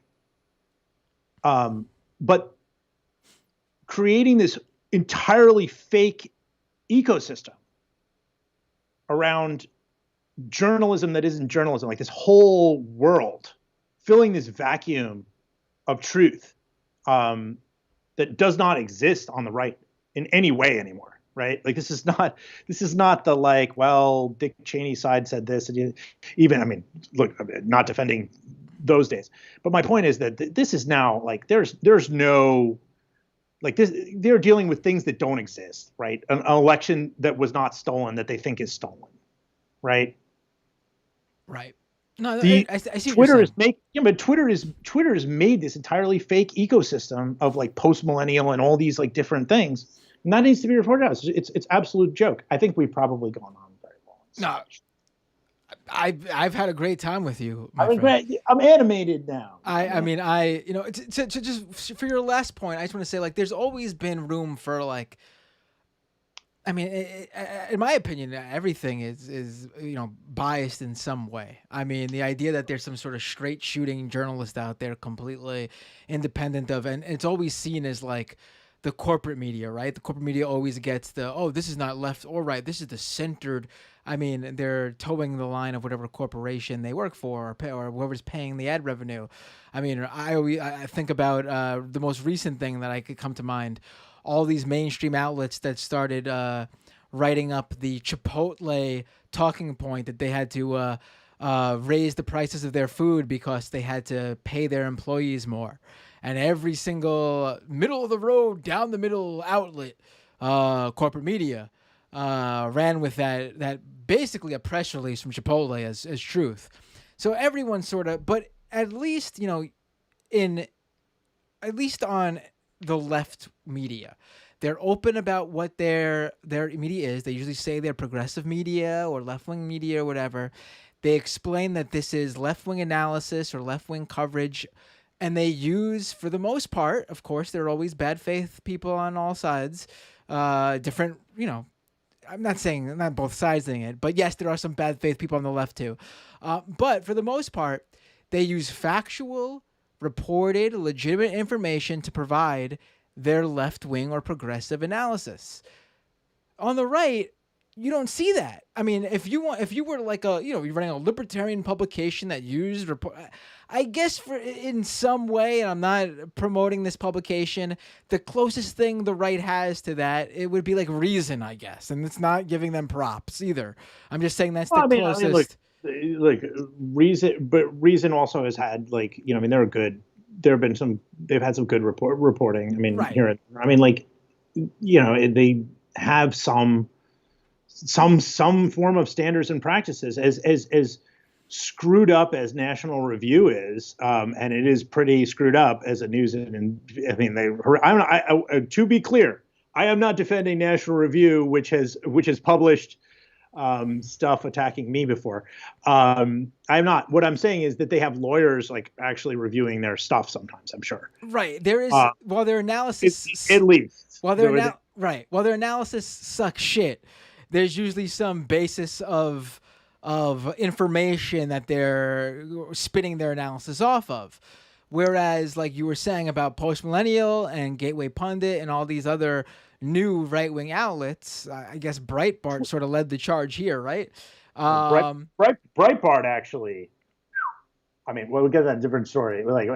But I mean, I had to go through some old Breitbart stories when I was doing the Stephen Miller emails, and I was like, my God, the amount of traffic that Breitbart did, and the level of low standard, whatever. Anyway, what I want to say is like, I'm known, if anyone knows me, I'm known largely for covering far right extremists, right?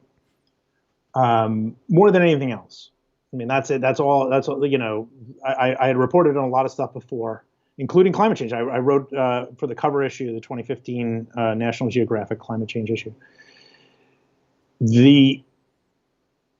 This is related to that in the sense of this ecosystem, this far right lying machine that has been enabled and created by Twitter,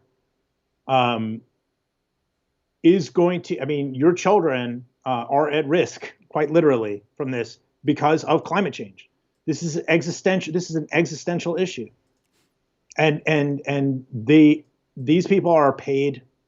Some of them get money to quite literally tell you something that is true is false, and it's existential. We don't have a lot of time to fix this. Right. So I think climate change is a much more important issue than far right extremism, but there's no separation. There isn't. No.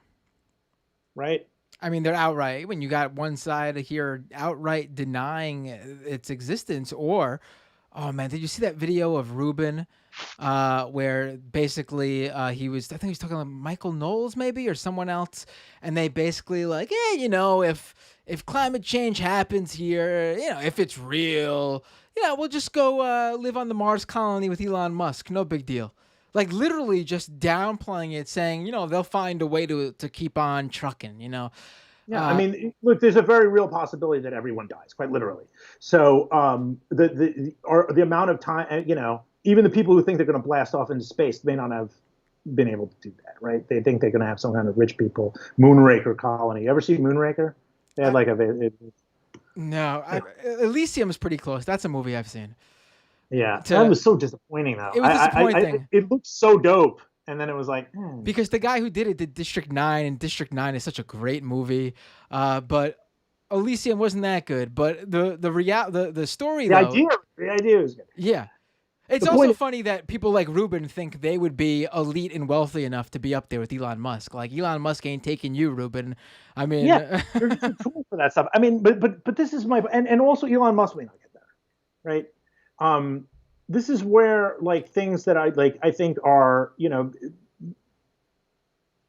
all these things are interrelated in a huge way: inequality, climate change, far right extremism, and the goal of look, we've been trying to follow the money on this. We did stories about like VDare having like tons of money, right, coming in, like $1 million. Alex Koch did the story with me. It was I'm really proud of it. It's all Alex pretty much, but I was glad to also work on it. I had him on the day he found that first report that he did on who funds the Federalist. I was like, you got to come on right now. We gotta do this. We gotta so break cool. this story right now. I love Alex. I think he's Alex is the guy to be the most underrated report. I mean, he's rated very highly by me, but like, to me, he's just he's one of the guys, one of the few where I'm looking at him and I'm like, man, I wish I did that. He does just great shit. Anyway, the point is that these issues, it's like where the money comes from into the far right, and what they're trying to do relative to inequality and climate change. Not really climate. They're not trying to they're not trying to exacerbate climate change. They're trying to, continue to, pull money towards the rich, which, and they are willing to see this get worse. These things are like immediately related. It's not just, that's where the anti-immigrant stuff is a way in for them to get that, because it is a way to get people distracted and to get people focused on their hatred and whatever else. I mean, it's just all this stuff makes rich people richer. Right. And that's why we're trying to focus on bigger issues these days at SPLC, rather than just like, okay, what one extremist said or whatever. Twitter is a big topic, it largely because this whole, like I said, your children can be impacted by the absolute selfishness of this leadership team and what they're willing to do to the flow of information. And I think that's it. I think I'm starting to repeat myself, so I should. No, it's all good. I thank you for staying so late. I didn't want to interrupt you before, but I just got to leave because people were saying, you didn't bring up the story. You didn't bring up the story, so I got to bring it up really quick. When you mentioned, I'm here. When you mentioned Brandon Straka, I got to tell you, people have probably heard this story already if they're regular listeners. I was on a show with him last year, some like international show, and they had me on as a guest and him on as a guest. And I brought up, dude, you're flying around the country. This was during the height of the lockdowns in like April of 2020, the COVID lockdowns. And I'm like, dude, you're flying around the country. What's to say you're not spreading this shit all over the place? Every city you land in, you're not spreading COVID and getting people sick. And he flew off the handle and started yelling at me, "Are you calling me a murderer? Are you saying I'm killing people? Are you calling me a murderer?" And I was just like, well, I'm not using those words. I'm not the one saying it, but if that's how you're taking it, then I mean, I'm not gonna argue that I'm not saying that. He just, I mean, for the record, he probably could have very well been someone who caused very many illnesses by doing what he was doing. Well, I mean, Straka is another example of who is he? He's just like he claims he's a former Democrat who started the walk away movement because he loved Trump so much. And Google Straka and bots. I mean, all these guys, all these fake Twitter people were boosted by bots. I mean, right. You could search and they were all like, it's automation makes all these people a thing. Right. That's why I used to be like, oh, did I get enough likes on my tweet or whatever? I don't give a shit. I don't give a shit. They cared about that so much. They are obsessed with it. The reason I stopped caring about all this stuff is because so many of these people, like the appearances of things, are boosted by bots. You learn after a while. It's just like, who gives a shit? Who cares about any of this stuff? It's a game that's rigged against you. That's it. I mean, like Straka's another guy who's like, I mean, his whole thing is automation. Who is he? We don't know who he is. Made from scratch. Pazobic. They're all like, it's just we don't need to know who these people are. They've wasted our time. They wasted like 5 years of our lives on these people. Yeah. Michael, as well, let me give you the whole nice outro. Michael Edison Hayden, senior investigative reporter and spokesperson for the SPLC, Southern Poverty Law Center. I have linked your 2 latest pieces on both Twitter and your interview with the Comet Pizza owner that looks back on Pizzagate 5 years later. In the description on both YouTube and on the public Patreon link for this episode, I will also include it when the podcast goes up. Thank you so much for joining me tonight. It is always a pleasure, and never again will I let so much time pass before having you on again. I cannot believe this has happened. I feel I'm outraged that I did that. I'm outraged at myself. Wow. Because we've covered it so thoroughly, I will say at some point, I hope to have something about Fairbanks we can talk about. Oh, because I mean, what's the time frame on story. that? It's it's sort of like a comic book origin story. I mean, I think like this is because this is like here's the thing, because I started looking into it because I was curious. I was like, where the hell did she come from? And I found out. You brought that up when I was telling you about my sixth sense about her. And I got to tell you, but it's another story about this, like appearances, like this fake stuff. It's another version of that. Almost like the Pizzagate series. I'm like dying to know because this story you have might be very good for my ego. I mean, I already think very highly of myself. Sure. Thank you, my friend. Always a pleasure. Have a great night. Bye, guys. Oh, wait, Michael, you still there? Yeah. Yes. I forgot to ask you. Why don't you promote whatever you'd like? I already said do you have anything? I have nothing. You don't want to tell people to. You don't want to tell people to. Ready for this? Follow you on Twitter. You can for sure. You feel free, but like in the spirit of my message, I'm not going to bother. So. Okay. Have a great night, buddy. All right, take care. I had to get in that last Twitter word. It just, I didn't want it to. I almost forgot. Folks, we're not going anywhere yet. More of this show to come. On the second half of the show, we have take a few calls maybe. Drop your super chats if you haven't already.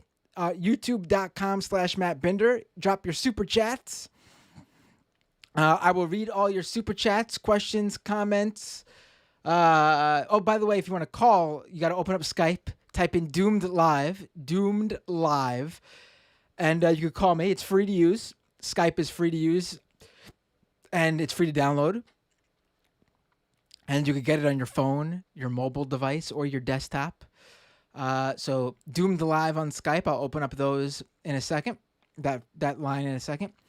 Patreon.com/Matt Binder to support this show. I hate to do this, but I got to do it. We, like I always say, first of the month is always hard because there's some people drop out because of, money related financial difficulties or cards get declined. This is probably the worst month ever, to be quite frank.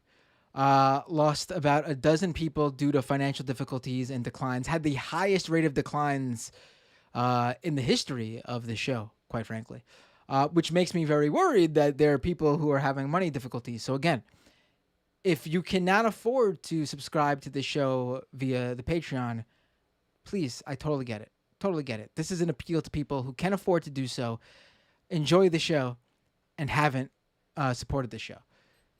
If you can become a Patreon subscriber, though, patreon.com/Matt Binder.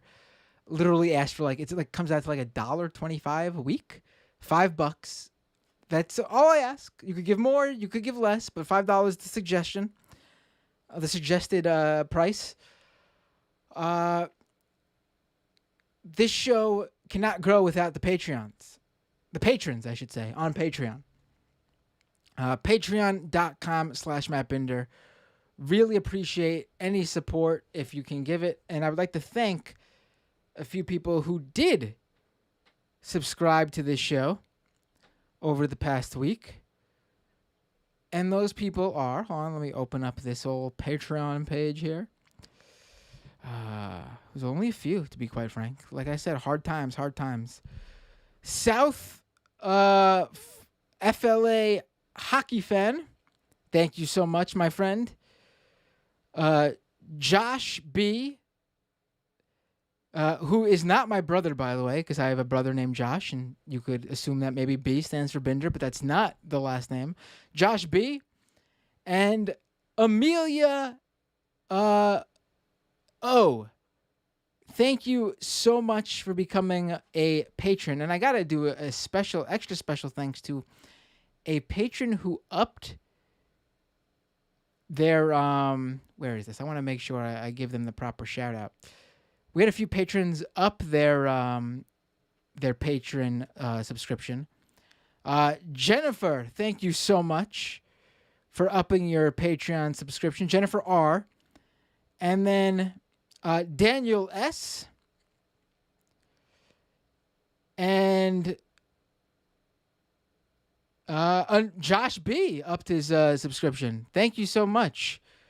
I really appreciate the support. I really can't thank you enough. It means a lot if you're, to see someone support this show with, financially. It means a lot to me, truthfully.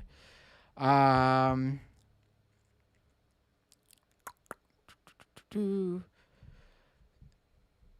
could also support this show by going to by subscribing to the podcast, doomedcast.com. Going to ratethispodcast.com/doomed and leaving reviews on all the links there, especially the Apple Podcast one.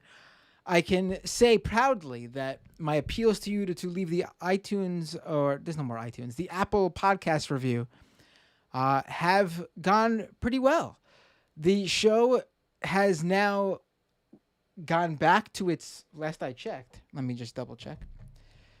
Last I checked, it's been at its 5-star rating that we lost because some troll left us a bad review. Where is this? Apple Podcasts.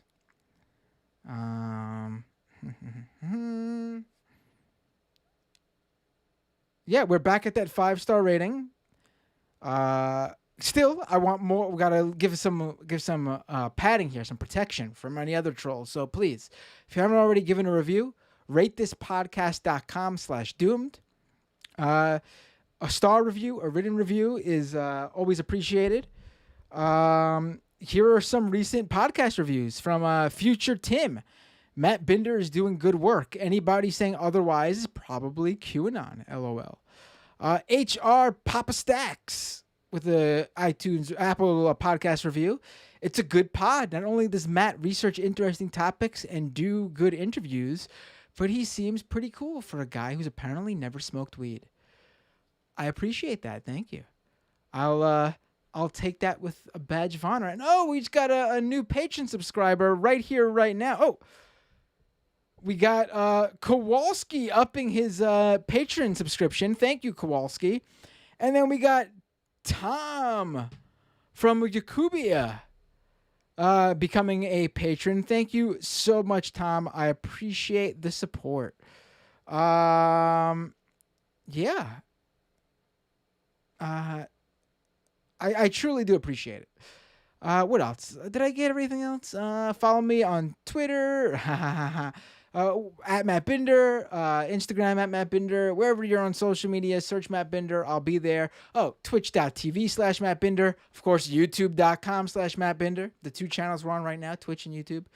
I probably got more, but I can't think. He's probably not going to listen to this, but I'm sure he'll come across it.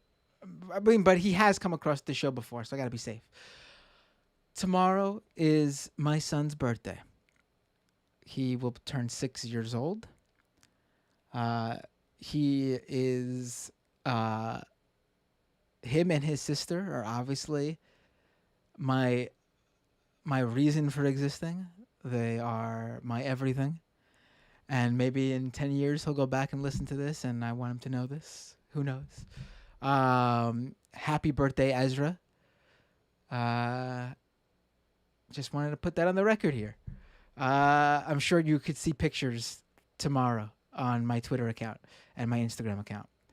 All right, we're going to the second half of the show. More video, more. We'll do calls. We'll do some questions. Don't forget to leave those super chats if you would like. I'll get to them. give me 1 minute here to fill up my soda so I can keep going.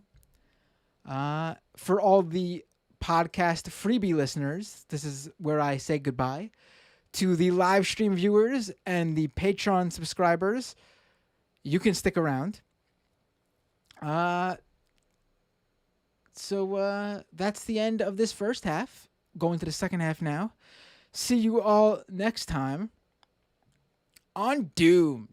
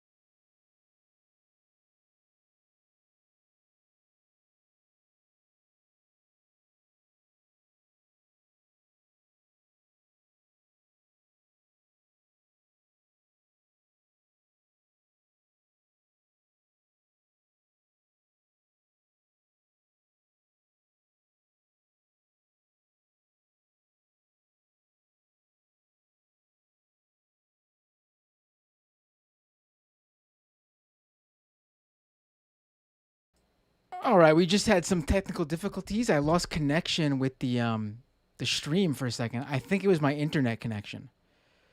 We had a storm here today in New York City, which is going to be one of the stories I'm going to get to in a second. But I think I lost my internet connection, and that's why the feed went down. I didn't get a chance to get my drink yet. I have to give me a second to open up. I want to read the super chats first so I don't forget, because that way I will. Because they're not in my chat stream anymore because the chat refreshed, but I do have them in the super chat section, so I do want to get to that so I don't miss out on them. Our super chats will still be read. Still send your super chats. Damn it. It always sucks when there's some sort of feed issue where we get disconnected because it sort of makes things a little bit more difficult, but everything's going to be fine. Let me read the super chats first. Welcome back, by the way. Good to see all you live stream viewers and Patreon subscribers right here. All right. Here are the super chats I want to get to so we don't lose them. Okay. Mariah with a super chat. Matt, I'm here. Please don't take away my blue check. Parentheses, wrench. Mariah is talking about her special verified badge, which is actually her moderator badge because she is a YouTube mod in my channel. Nicola E with a what is this? What is that character? It's a super sticker. It looks like a little what, chipmunk of some sort. And then we got what is this? Paul P with a super chat here. It's a super sticker. It looks like a guy with long hair giving muscle, like doing a muscle thing. The thing is, the app I use to stream, when you guys do super stickers, it actually, instead of showing me the sticker in the comment, it describes the sticker, which is great because then I could actually tell you guys what the sticker is. But the YouTube itself just shows the sticker, and I can't tell what the hell it is. But thank you, Paul. I appreciate it. Vinny, you guys are using your YouTube usernames, and those are public. So I'm gonna read public usernames on YouTube. Vinny Holiday with a super chat. Glenn Greenwald helped legitimize the post millennial. Did he? I don't know. Did he share stuff from the post millennial? I wouldn't. No, I'm not. I wouldn't be. I will believe you. I just didn't see it. Interesting. Samantha Sider with a super chat. Twitter is a cancer. Why I've never joined. It's, I mean, yeah, there's issues with all these platforms, to be quite frank. I can't really sit here on YouTube and say that's just YouTube, but yeah.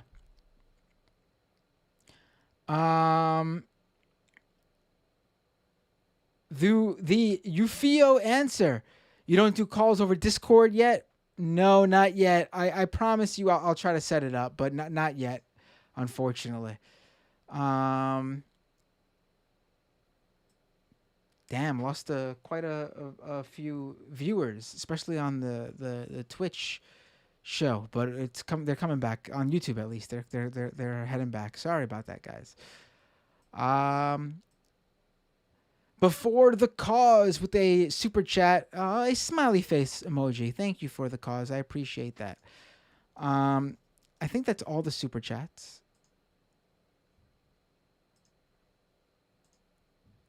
Should be. For now, if you'd like to drop a super chat, I'll still read them. Let me log into the. I should be on.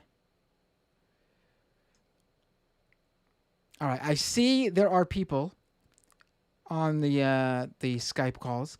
Just give me. I'm gonna go on a 5-second break here. I really need something to drink, otherwise you guys are gonna hear it in my voice, and then I can't go for as long as I'd like. Just literally give me a second here. Well, a second is too literal. Literally give me a few seconds here to just quickly grab a drink. I'm not going to put the doomed logo up on the feed because then people might worry because we had that issue that I'm not going to come back on due to the technical difficulties. So I'm not going to put the doomed logo back on. But give me 1 second here to get myself a drink. I will be right back.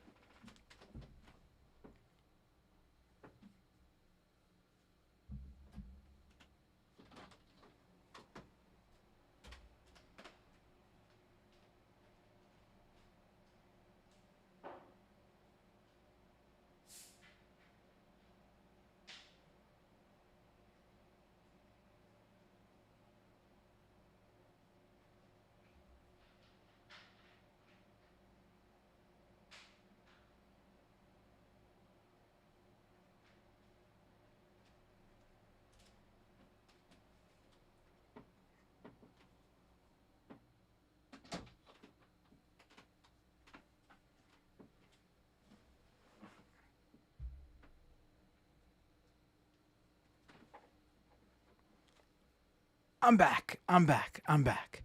I needed to get that drink. Otherwise, I could have never done this. All right. Let me take some calls. Let's go to. I'm going to accept all of you fine people on Skype.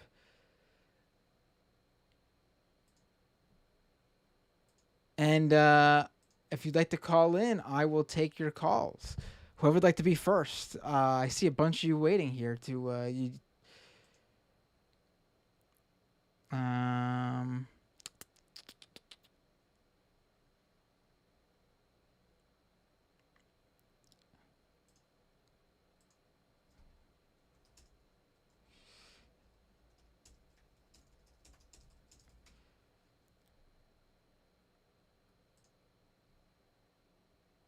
Oh, here we go.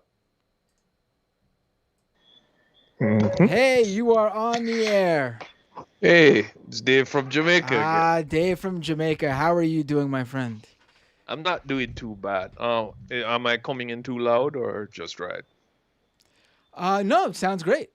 All right.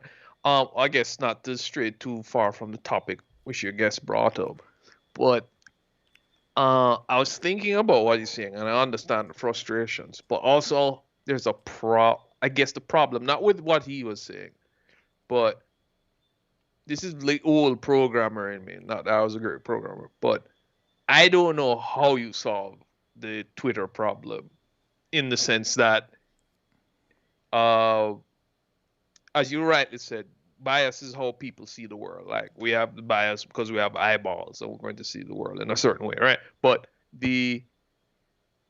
I don't know how you make a fair Twitter. Not that I'm interested in fair. If I could design a Twitter that makes it harder for right wingers, I'd be more than happy to do it. You get where I'm coming from, right? I don't think there is a fair way to make a Twitter. Right. Yeah. There are a lot of problems that are social media problems in general. That's not platform specific.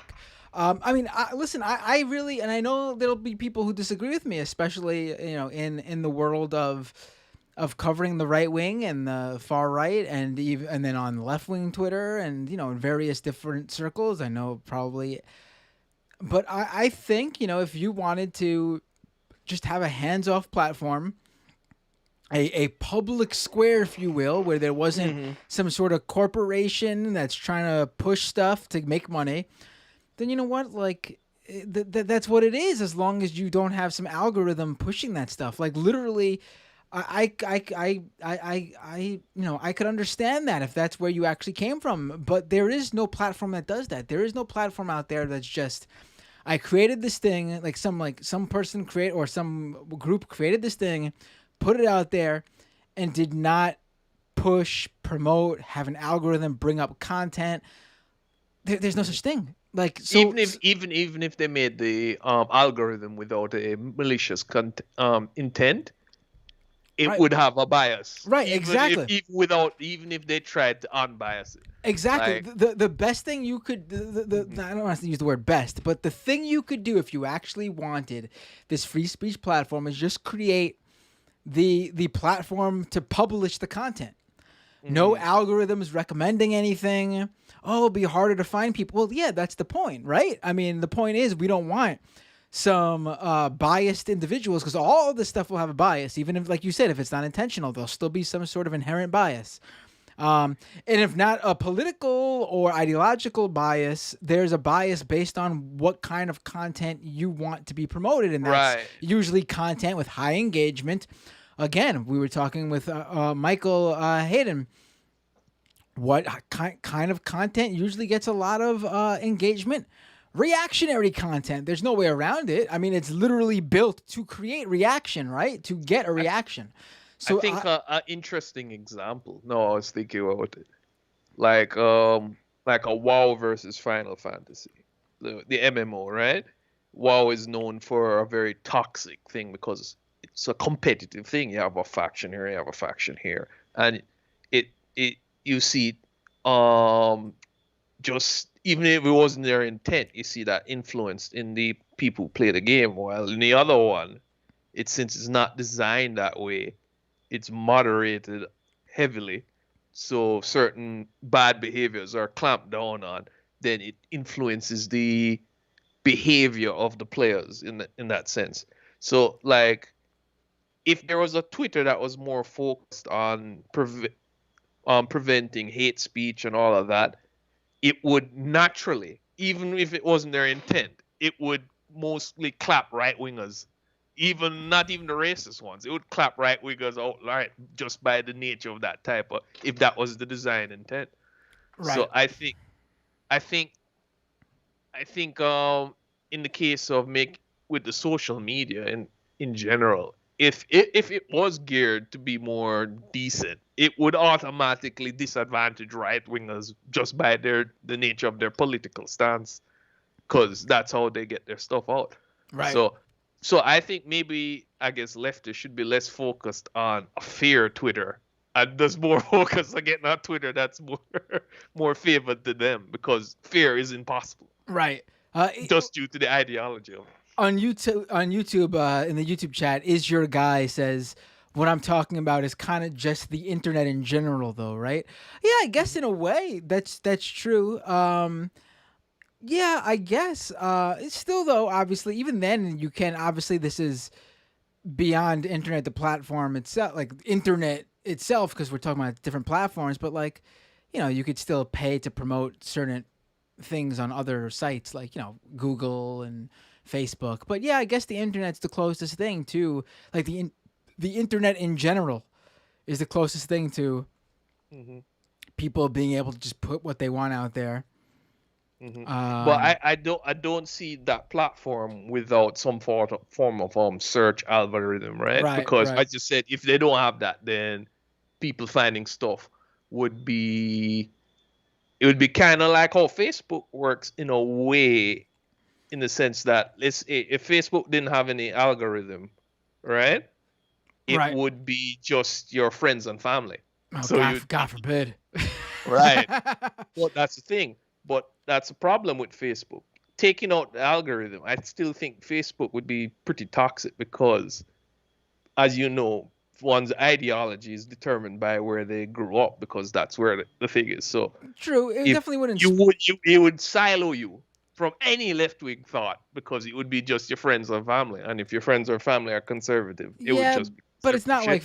like Facebook's pushing left wing content into your feed. No, Though. no, they're not. No, Yeah. as it's currently designed, it favors those who are right wingers and have money.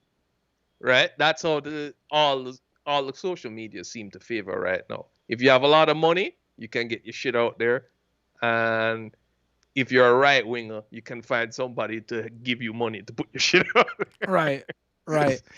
So go ahead. Sorry, I didn't. No. Well, hold on. Someone said something in here that I wanted to read. Ryan McManus in the YouTube chat says, there are also people problems, as in people are bad at reasoning, prone to bias, and uninformed. It goes beyond social media, although social media exaggerates certain tendencies. Yeah, absolutely. I mean, this is obviously not just like, Twitter didn't create, how people, like human nature and how people act.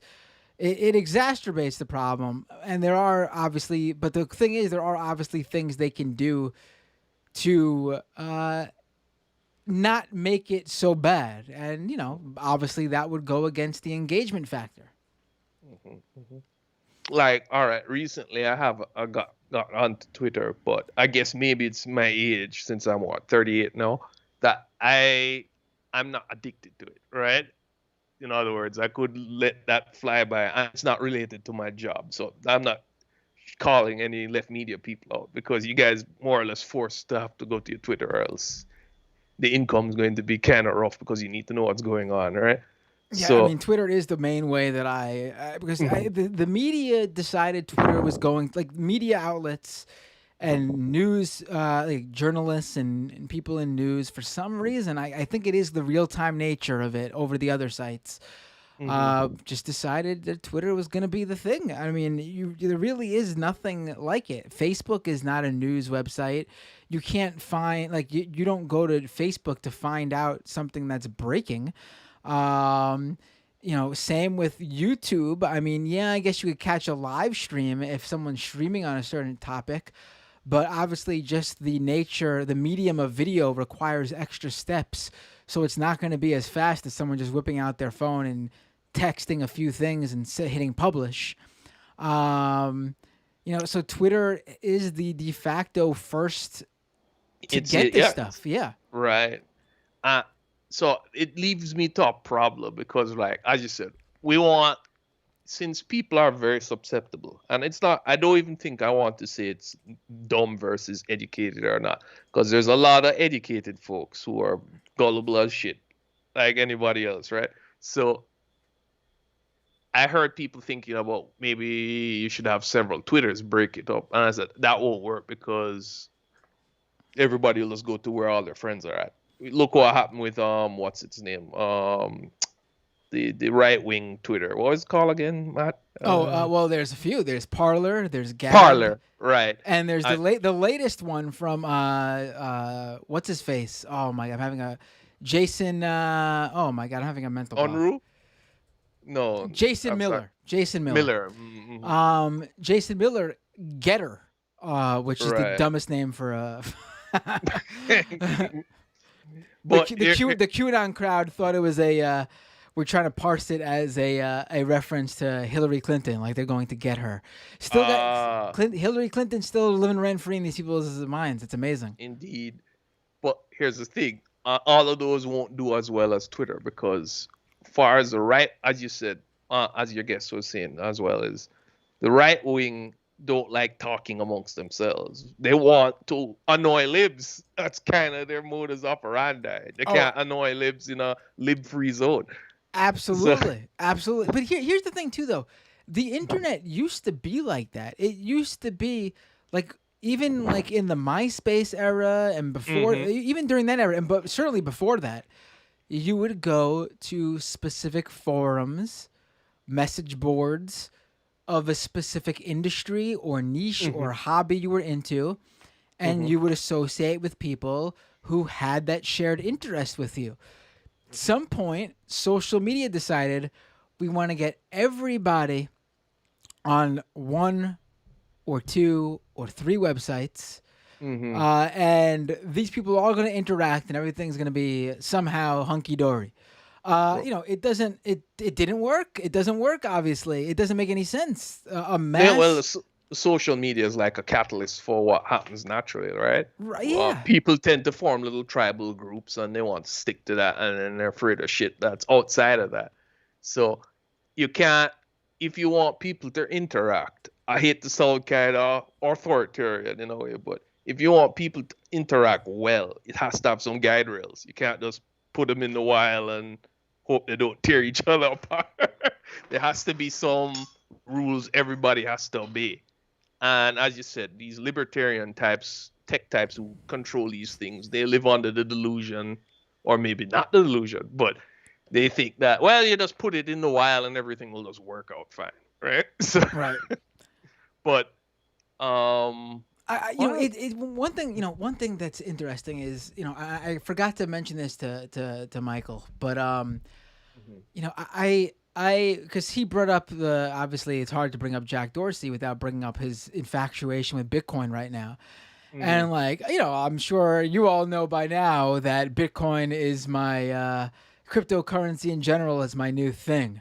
Yeah, I'm glad you're doing it. And I'm not, and I want to say I thank you, I appreciate that, but I want to say too, like, I'm not just doing it for the hell of it. Like, crypto people seem to think I'm just like, I just picked something to hate because I was like late to it, or then and then a bunch of them found that I was tweeting about it back in like 2012, 2013, and they were like, "Oh my God, you knew about this in 2012, 2013, and you didn't invest?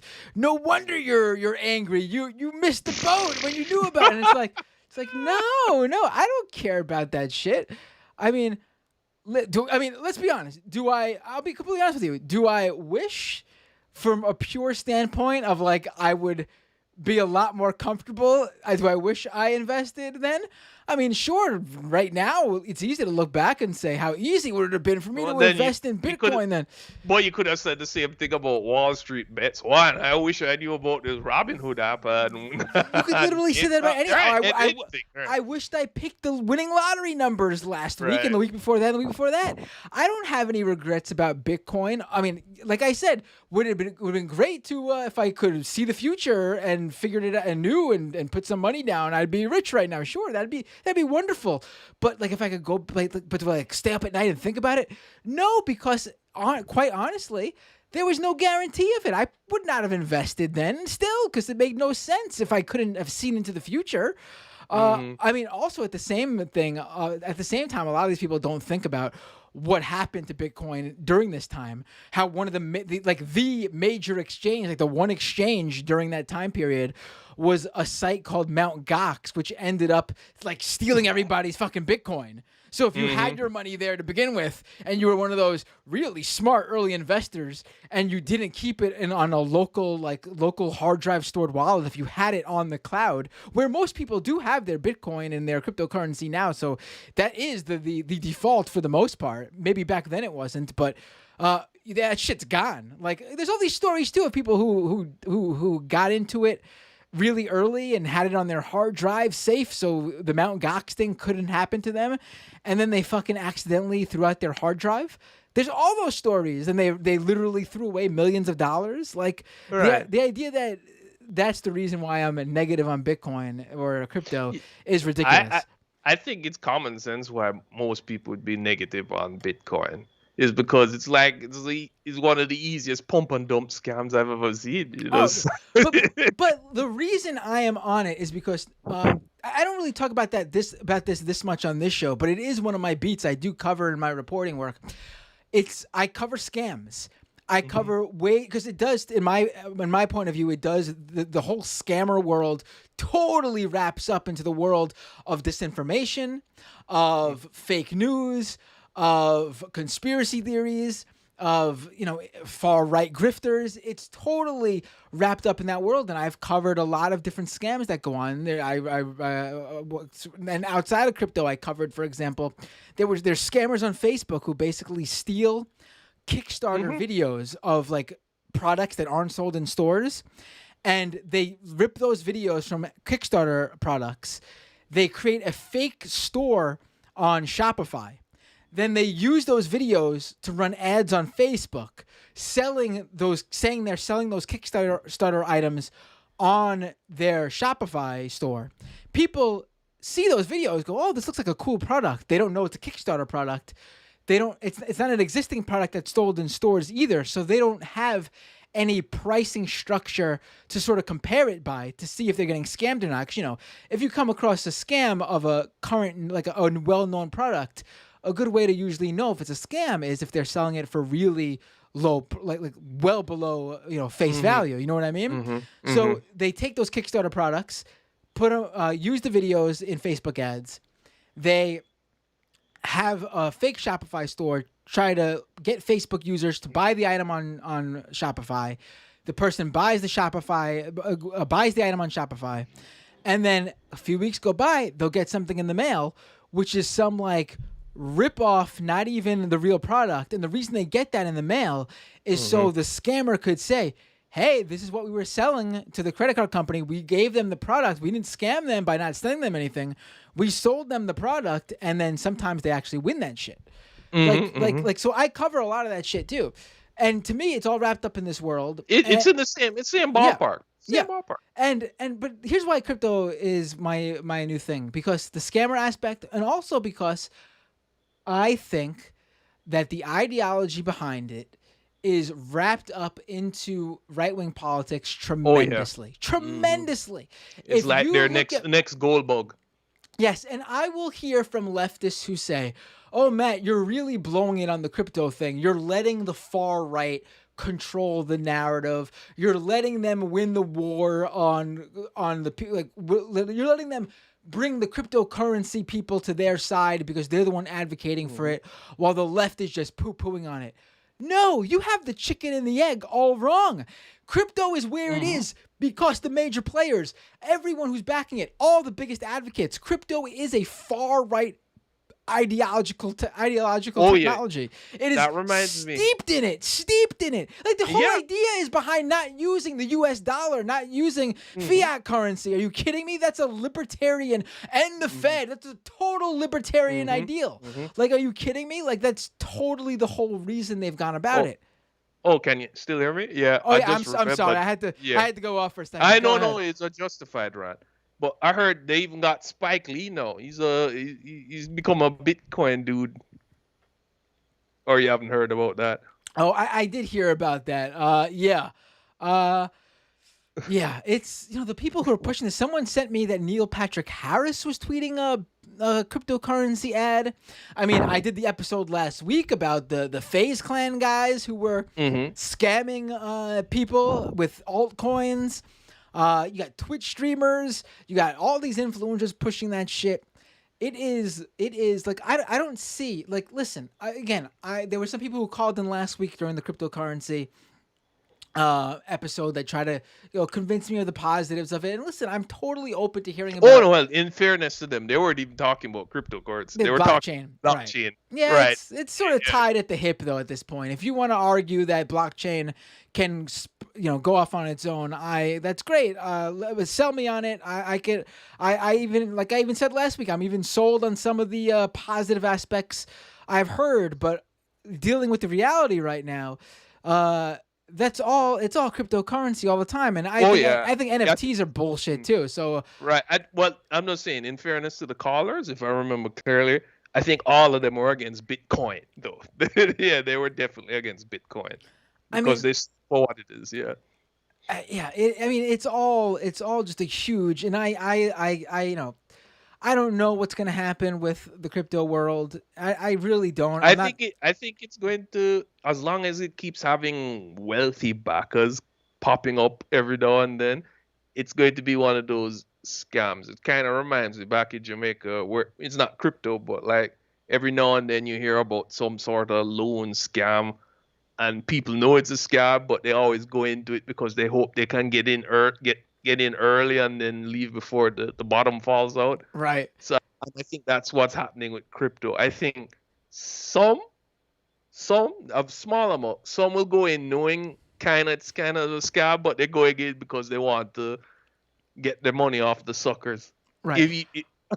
I gotta say, people have been reaching out. I actually had did have a few people reach out to me saying, dude, if you started a cryptocurrency show, I would fucking watch that in a second. And you know what? I've never felt. I've known on this show I've dabbled in the idea of like, oh yeah, I'll do like a separate another show. One of the ideas I had that I just haven't been able to get off the ground is do like a show that sort of was like a left wing like tech show, but that focused on the tech instead of the political stuff.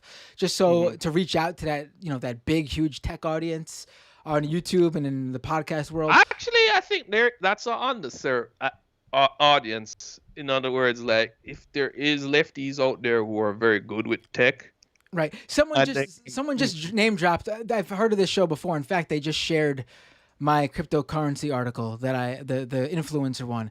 Is Your Guy says, check out the Tech Won't Save Us podcast. They just released an episode about this called Bitcoin as a Right-Wing Technology. I was actually unfamiliar with that show until recently. I actually did not know they put out a Bitcoin episode.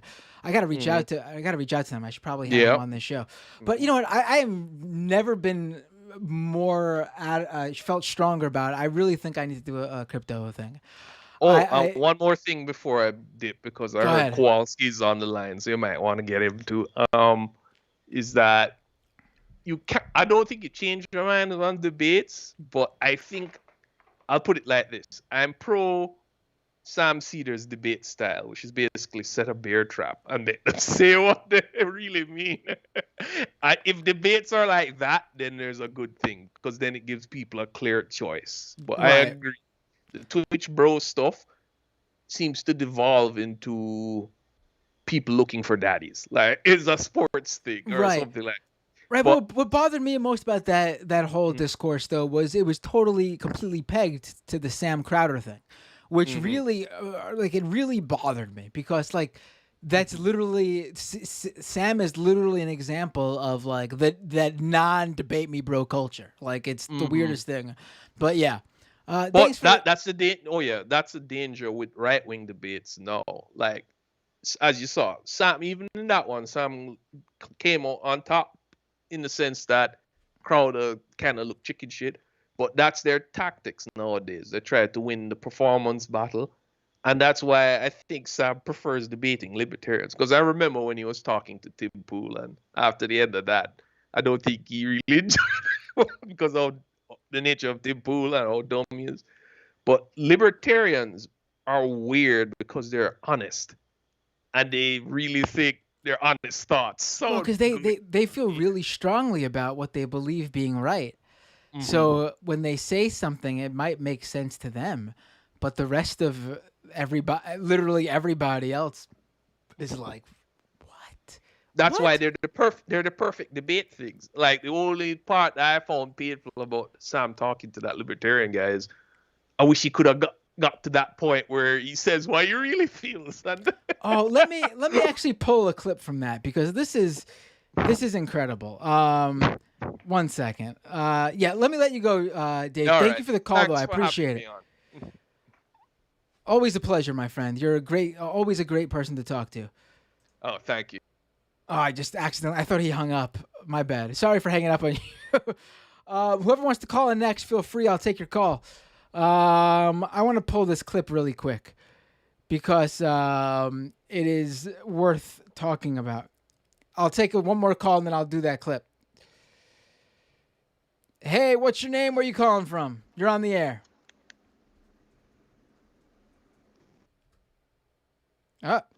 Hello? Hey, how are you? You're on the air. What would you like to talk about? What's your name? Where are you calling from? Hi.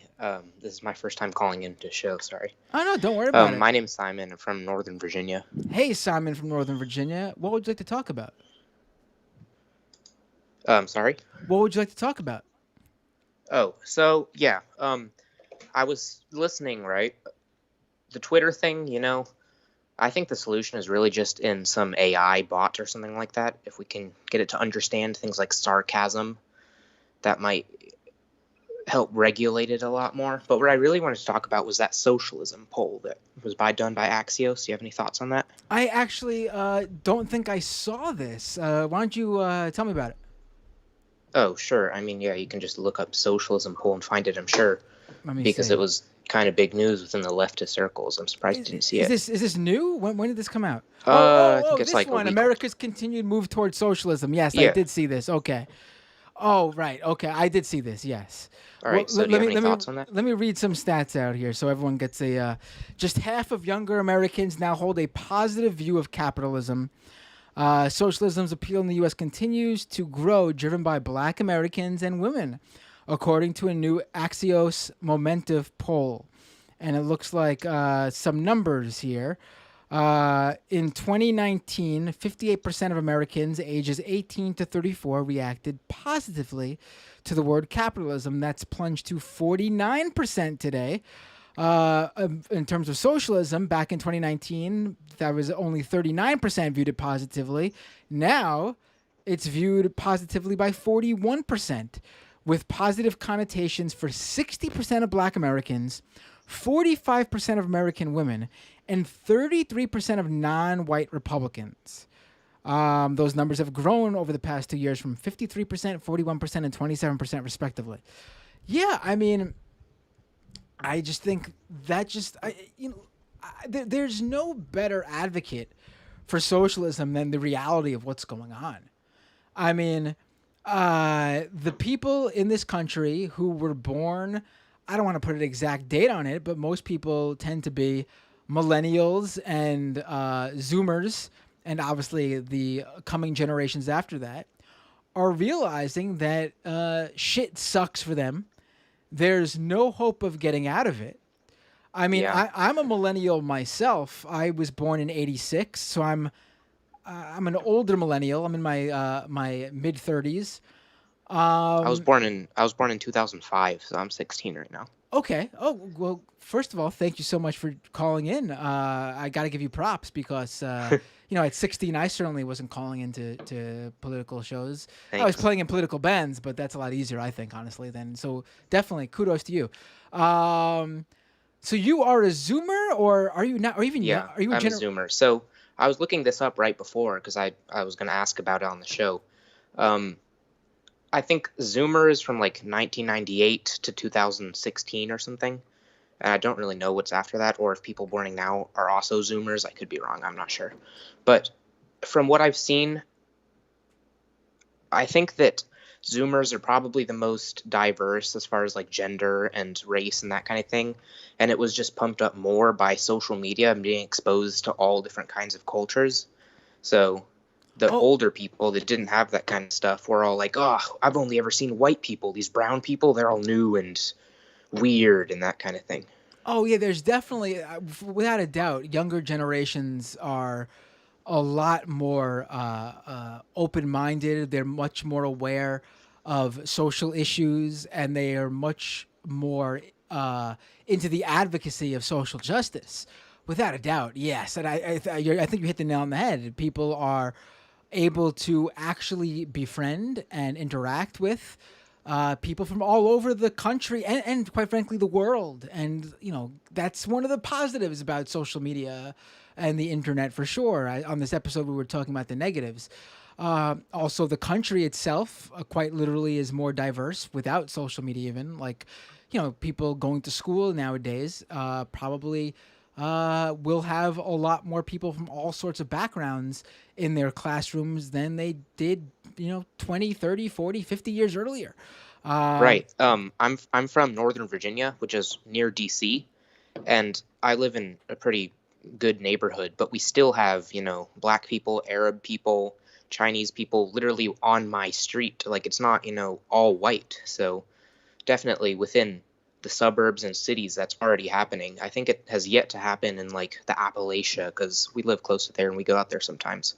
And to an extent it happens there, but it's nowhere near like, equal representation or anything like that. Right. Yeah, I mean, back to this study specifically, it just goes to show you that people are aware of the issues, what's causing the problems. I mean, I'm 20 years, about 20, maybe 18, 19 years older than you.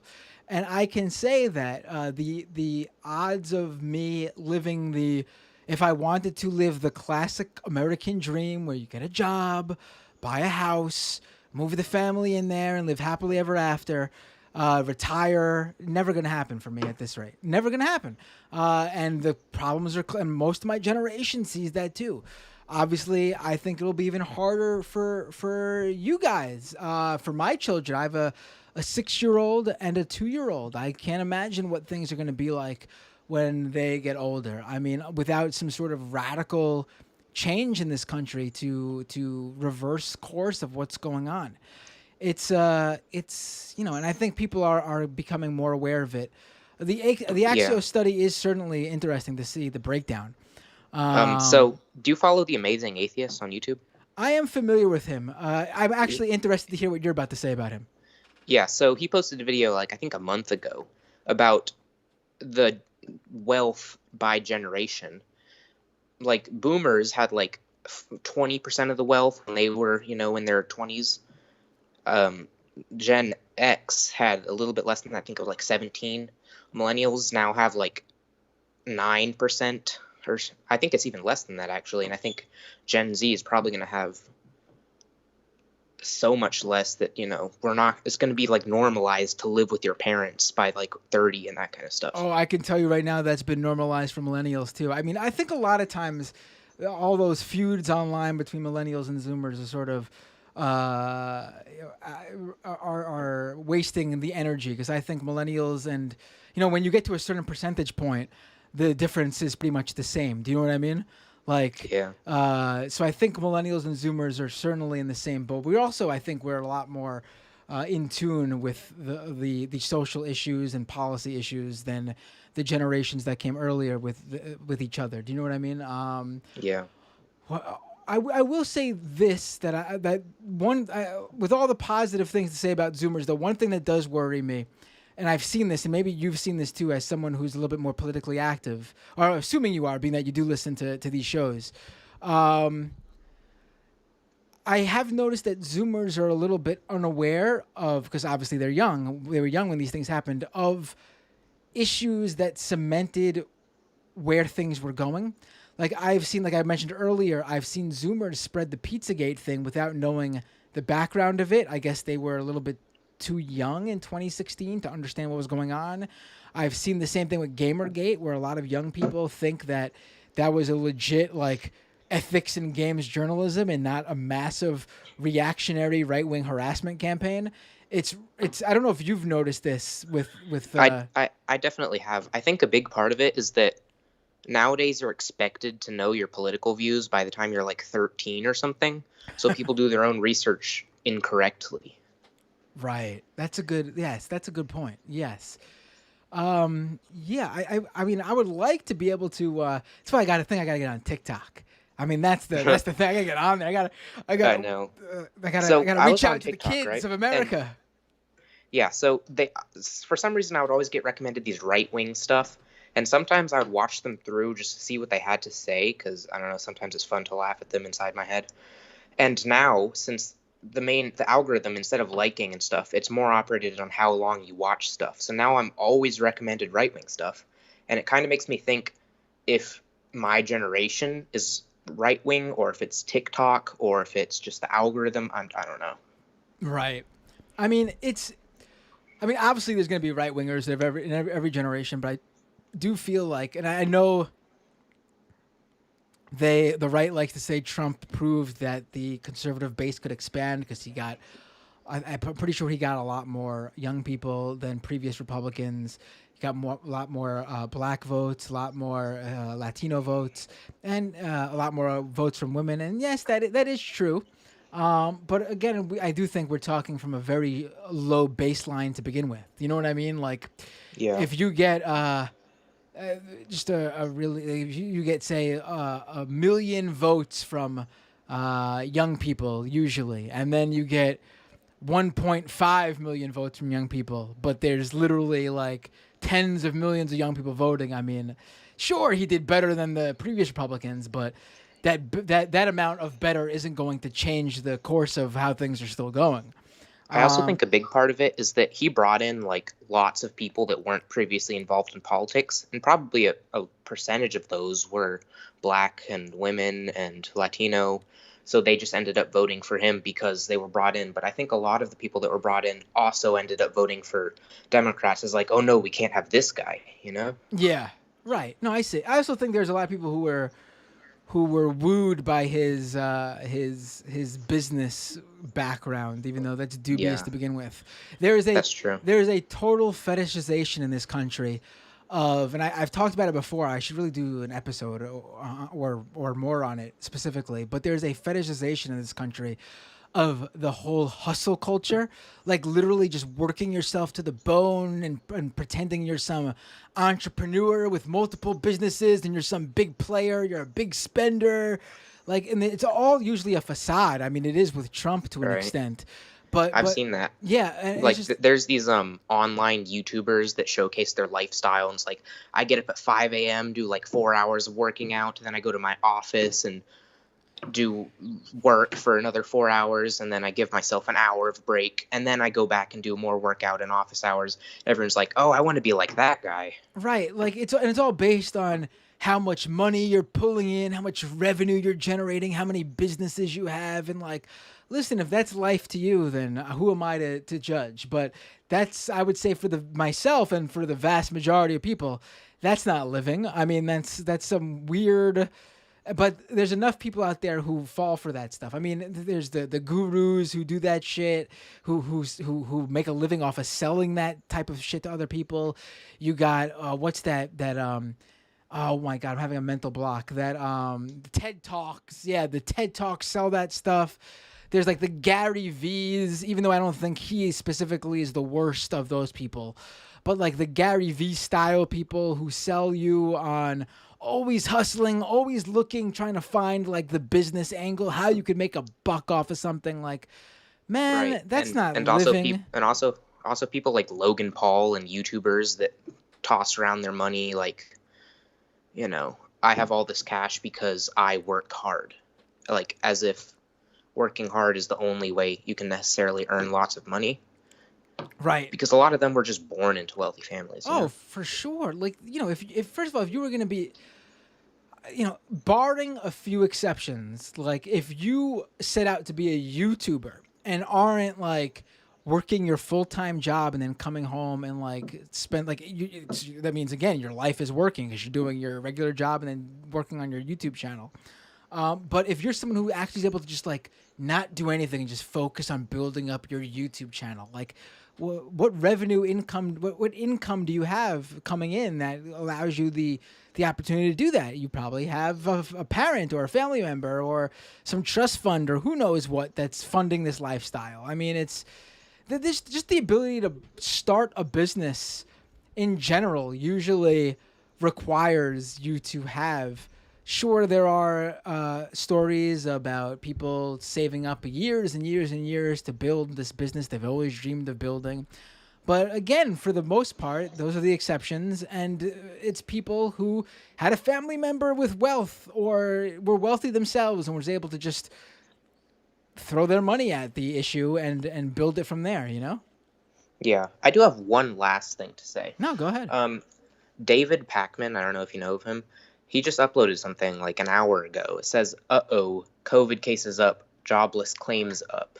And so I presume this is new news, so I don't know, you probably haven't heard of it, but I watched a bit of the video, and I think it had something to do with anti-vaxxers. I think that if we don't do something about, you know, immediately addressing that concern, there's eventually going to be a variant that's resistant to the vaccines we have right now. Right. I mean, I truthfully don't. To me, in my estimation, the best way to get people vaccinated would be literally what we do with like schools and stuff. Like if you want to send your child to school, a public school in this country, the children need their vaccinations. I don't know why this one would be any different. And if businesses want to extend that to, if you want to work for this company, you need to be vaccinated. I think that is totally within their right and would be a net positive. That's possibly the best way.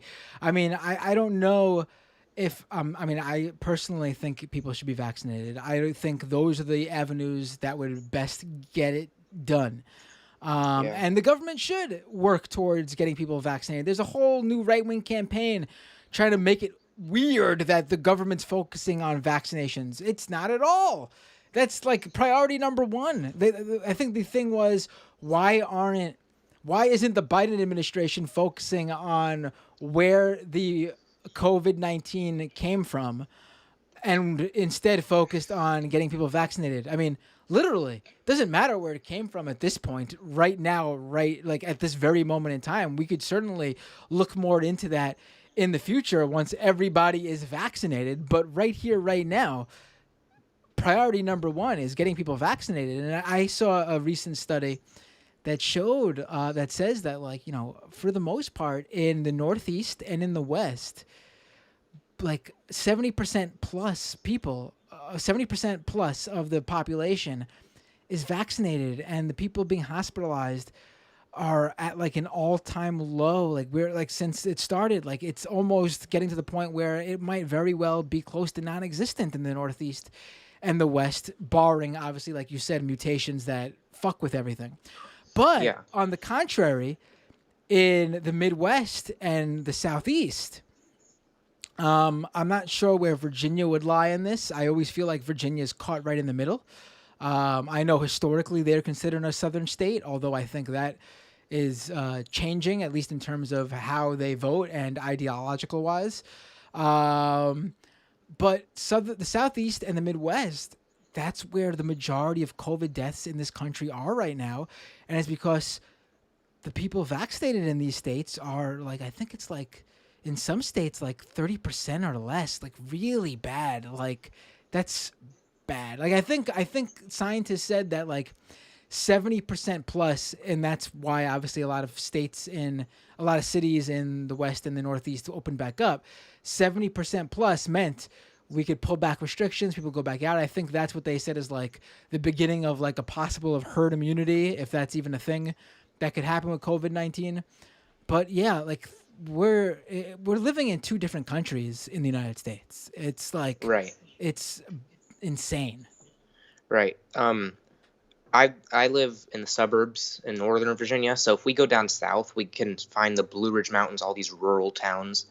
And if you go there, nobody's wearing a mask, but nobody's vaccinated either. Like, the nearest hospitals and vaccination places are like 2 hours away anyway. Right. So I think it would be like maybe even lower than 30% there, but they're still not wearing masks. Right.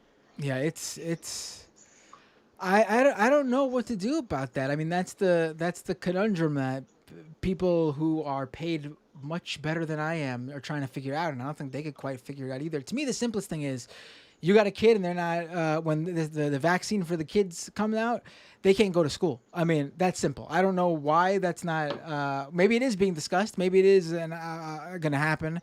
But I mean, you can't send your kid to public school in this country without their vaccines for all the other diseases we've eradicated or are pretty close to eradicating. So I mean, I don't see why that wouldn't be the case for schools at the very least. I agree. Okay, well, I'm going to let you go now because I've kind of been on the phone for a while now, so you can answer some other people. Oh, no, it's good. I appreciate the call. Always good to hear from people from different, and you're young, and that's a whole new viewpoint I got here from someone in a different generational group. Yeah. Hope you keep listening, and feel free to call in anytime.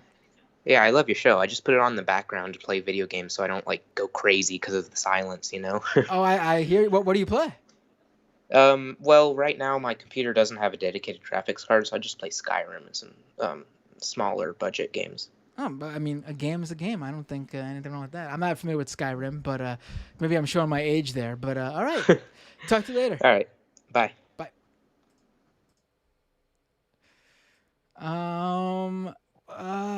We're going late. Maybe I'll take one more call. Let me see if there's any super chats to read while.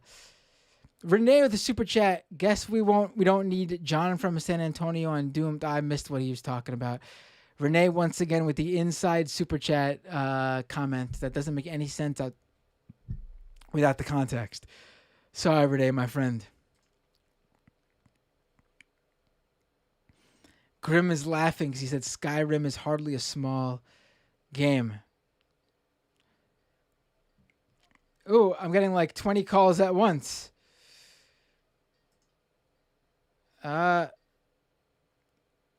Hey, what's your name? Where you calling from? Is this me? This is you. You're on the air. What's your name? Where you calling from? Good. I'm Frey, calling from Scandinavia. Ah, Frey from Scandinavia. Wow, thanks for staying up. What time is it over there? It's almost 6 a.m. So are you up It's, early or you never went to bed? I've stayed up all night. Wow, just for this show? Yeah. Well, I feel honored. I was watching the Majority Report and I heard the topic you were going to talk about. So, Damn. are you still there? Yeah, I'm here. I'm taking it in right now. You're in a real bender right now. You were up for the Yeah. for me at 1:00 in the afternoon my time for the Majority Report, which I guess was what 7 p.m. your time maybe. Majority Report. 6 p.m. 6 It starts p.m. at 6 p.m. Starts at 6, Okay. but I'm on by 7 p.m. your time because Yeah. I'm on the second half. Oh yeah. Well, I guess. Okay. But So it's no. like But the reason. Well, the reason is I wanted to talk about a tweet that Charles Murray made a few weeks ago. I missed this. Please tell me about it. Well, okay, so he was responding to some guy who said that some guy on Twitter said, if you're going to call hereditarians supremacist, at least get it right and call them East Asian and Ashkenazi supremacists. That's what some other guy said. And Charles Murray replied and said, and Parsi. So according to Charles Murray, the East Asians, Ashkenazi, and Parsi, they're the master races, the three master races of the world. I don't know if you know what Parsis are. I'm not familiar actually. Could you? They're Zoroastrians, Indian Zoroastrians. Freddie Mercury. I'm looking it up right now. Singer. The Queen, Freddie Mercury was a Parsi. He's probably the most. Okay, famous one. Parsi is a member of a group of followers in India of the Iranian prophet Zoroaster. Is that who you're talking about? Zoroaster, yeah. The also sprach Zarathustra, the Nietzsche book that's named after Zoroaster, right? It's possibly the oldest religion in the world. Really? And it might be, but one interesting thing about Zoroastrianism is that they are one of the few cultures that used to practice incestuous marriage. And when I say incestuous marriage, I mean fucking your own mother. So apparently that is how you breed the master race, according to Charles Murray, which I thought was funny. Right. So that's what I wanted to say. Right. I mean, that's. Oh, yeah. These guys all have real issues, don't they? Usually, I mean, I don't want to say it's. I don't want to put it to one thing, but that certainly seems to be, at least for the group. I could say this definitively for a certain group, the anti-feminists in the right, the ones who. I mean, obviously, the right is an anti-feminist movement to begin with, but ones who put their identity on being anti-feminists. Usually, their identity revolves around it. The men's rights activists, for one. It does seem like many of them have issues with their moms. Oh yeah. Yeah. No, I mean, yeah. I mean, I think a lot of the incel movement. I think a lot of them are mostly just motivated by hatred for their own mothers. If you want my opinion, they seem to sort of hate living and just that's my take on it. Right. But no, but the thing about children, I do kind of want someone to just ask him once, do you approve of people fucking their own mothers? And is it something that you would personally do? Right.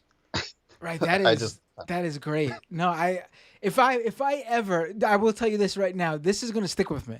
And if I ever cross paths with him, not likely, but if I ever do, I will certainly bring this up and ask that question. Right. Yeah. I appreciate you. Have anything else? Because I don't want to. You stayed up. I want to let you. If you have anything else, please. No. Well, I mean, not right now. I think. Well, no, I don't think so. I don't really know. appreciate you calling in and staying up late for this show. I feel free to stay up late any other night, but if you can't stay up late when I do the show, you can always catch it on the replay, you know? But obviously, I think you wanted to interact, so I totally Yeah, get well, it. I'm a light sleeper, so Got it. Take care. Thanks for the call. Really appreciate it. thanks.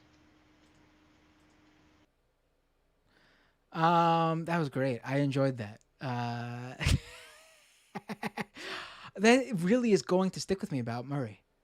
I'm going to think about that now, and I'm gonna go out of my way now, actually, to try to cross paths with him. All right, let's get to some clips. I know there's gonna be people who want to call in. I don't know if I could do any more calls right now. We're running out of time, and there's some clips I want to get to. All right, because he's calling. Last one. I can't believe it. I'm doing it again. Last one. Hey, what's your name? Where are you calling from? Oh, hi, Matt. Hey, how you doing? Hi, sorry, I'm just going to turn the YouTube audio off so I can hear you properly. Thanks so much for taking my call. My name's Andy. I'm calling from Winnipeg. Hey, Andy from Winnipeg. What would you like to talk about? I just wanted to do a quick plug for a bail fund that's going on here. If anybody wants a good cause to donate to. Go ahead. So on what's traditionally known as Canada Day, but we're kind of getting away from that, a bunch of activists, including Indigenous activists, pulled down statues of Queen Victoria and Queen Elizabeth in front of our legislature here, our provincial legislature, which is basically like, in Canada, the state house. I know you've talked about it a bit, like the recent revelations of the mass graves of children uncovered at residential schools across the country. I actually I don't think I talked about it on this show. I might have mentioned it, but we definitely talked about it when I was on the Majority Report. I think it was last Thursday. Right. I mean, it's such a huge subject, and I don't really feel qualified to get super into it. People can look it up about Canada's residential schools. It's an absolute horror. And you know what? It would not surprise me if something similar was going on here, and we haven't even got to it yet. They're starting to look into it. There is sort of a response happening, but in Canada, I mean, just for people to know, it's well over 1,000 bodies it's all children that have been found in these mass unmarked graves at schools across Canada that were sort of just real quick. I really don't want to take up much time, but just really quick from the late 1800s into up to 1998. It was over 150,000 Indigenous children were taken by force from their families and sent to these far-flung schools to essentially, they were run by the Catholic Church and the government to educate the Indigenous culture out of them. And those the recent uncoverings, I mean, these families knew that their children didn't come back, so they knew something had happened, and now they're finding these mass graves, and it's horrible. So anyway, that as a primer for this topic. The protest that happened specifically here in Winnipeg when they brought down these statues, our premier, which is basically our governor of Manitoba, has basically vowed to pursue legal action against everybody they can identify who did this. And it includes people like I know personally who were there, who were photographed and everything. So if anybody would like to donate to the bail fund, I would just like to put this out. It would be very much appreciated. So is it okay to say an email address? Yeah, sure. Okay. Thanks so much, Matt. So the email address is redriveractionfund@gmail.com. And make the password, the security question, whatever, the word land back, all one word, LANDBACK. And that's going to go to provide obviously bail funds and legal defense for people who are going to be targeted by the state, by the province for doing this action that literally hurt no one. And the police were there and didn't even bother trying to stop it because why would you? So thanks so much, Matt, for letting me put that out there. I'm a huge fan of the show. I'm an MR fan for a million years, and I'm not a patron yet of Doomed, but I do put like $5 or $10 in super chats a month, so I think that counts. It certainly does. Listen, I count it all. Don't worry about it. I appreciate the support. one of the reasons I took your call when I was about to stop taking calls was I noticed your Skype avatar, because it's the same as your YouTube avatar, and I recognized it, and I was I was like, oh man, this guy usually drops. I remember usually drops the super chats. I gotta, obviously, I gotta reciprocate and take the call. I appreciate it. I also made that GIF of you doing the crying face like 6 months ago or whatever, if you remember that. Oh, I do remember that. I want to also put that out there. If anyone would like to make GIFs of me, I will without a doubt use them. I guarantee it. And I could always turn them into those little Discord emojis or whatever it's called. Oh, I got to do the YouTube membership stuff too, where you guys could use those too. Yeah, I got to get on all that. Thanks for the call, Andy. Thanks. I see people reposting the email address in the YouTube chat. So thank you very much for that. YouTube and Twitch people are doing it. So again, redriveractionfund@gmail.com. Make the password or security question land back. They will take any donation. It's very much appreciated. Got it. Thanks for the Thank you, Matt. Peace. Bye. Oh, we're getting rated from on Twitch. Hello, Twitch viewers. I'm simulcasting right now on both YouTube and Twitch, and I don't know how many people are. KTS Shine on Twitch says, "Yo, Matt, I asked Mike to raid you. I hope you are on Twitch today. LOL. I am on Twitch right now. I'm doing a which Mike? Who's where you coming from? Which Mike? Mike the Humanist Report? Mike from PA? Which Mike are you guys coming from? Let me know. Twitch or Miss Heathen in the YouTube chat asks, is this a raid party from the Surfs? Artillery Zero says the Humanist Report. Got it. Wasn't sure which Mike. Thank you, all you fine Twitch viewers. I like Selena Godmez. That's a great username on Twitch over there. And Cancel Student Debt letting me know Humanist Report too. What's up? It's a raid party.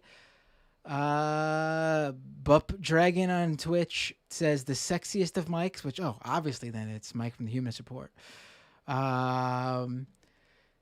We got, you guys so far have missed a great interview with Michael Edison Hayden of the Southern Poverty Law Center about Twitter, Jack Dorsey, and the far right. We had some calls from listeners, which were great. And now we're going to get into some clips. So there's still plenty of great show for you guys to watch.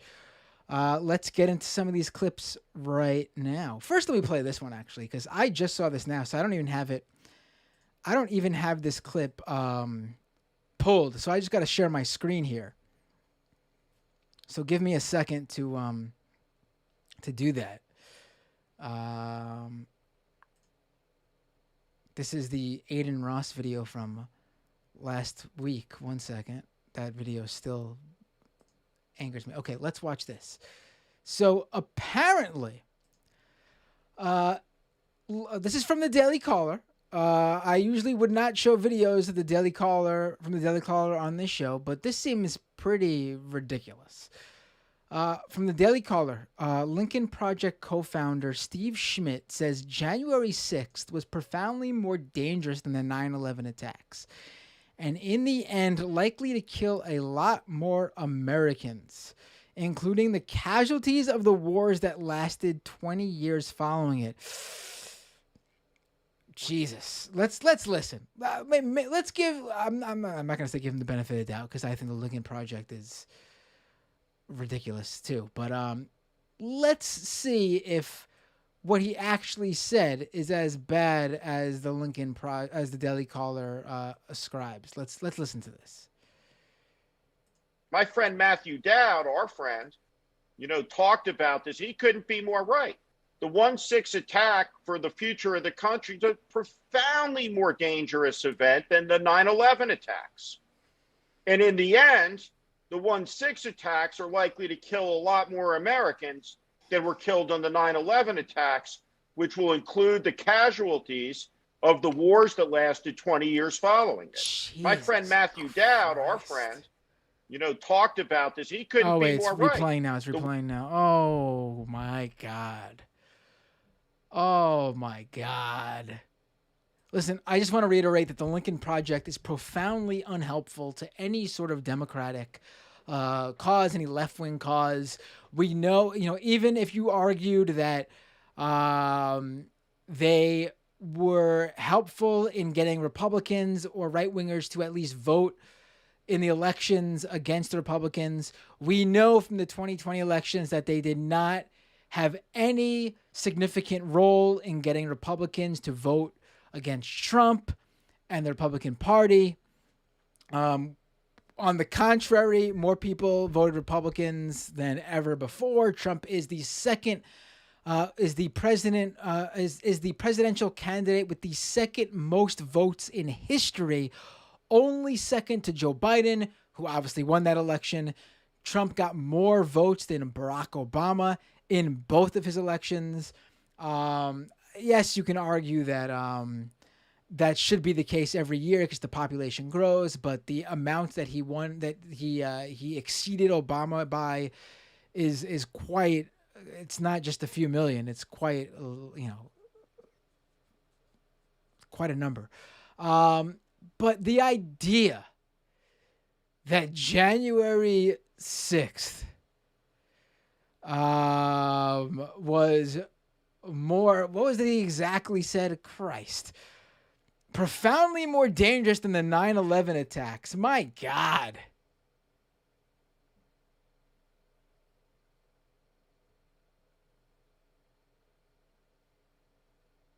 My God. I mean, listen.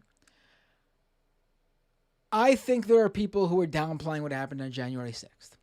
I think there are people who are overplaying or overdoing what happened on January 6th. Like, the best thing we can do is literally take what happened on January 6th when when thousands of Trump supporters stormed the Capitol and essentially had a violent riot that ended in the deaths of 5 people. We should take it for what it is. We should understand what some of the people there were trying to do. We should understand there were people who certainly wanted to overturn the election results. I mean, that was the protest was about. That's what the original event was about. That's why they stormed the Capitol. They wanted to overturn the election results. But we do know that there were some people who were a lot more serious about actually carrying it out based on what they brought down there and based on the planning they had, the money they put behind it, such as the organizers of the event.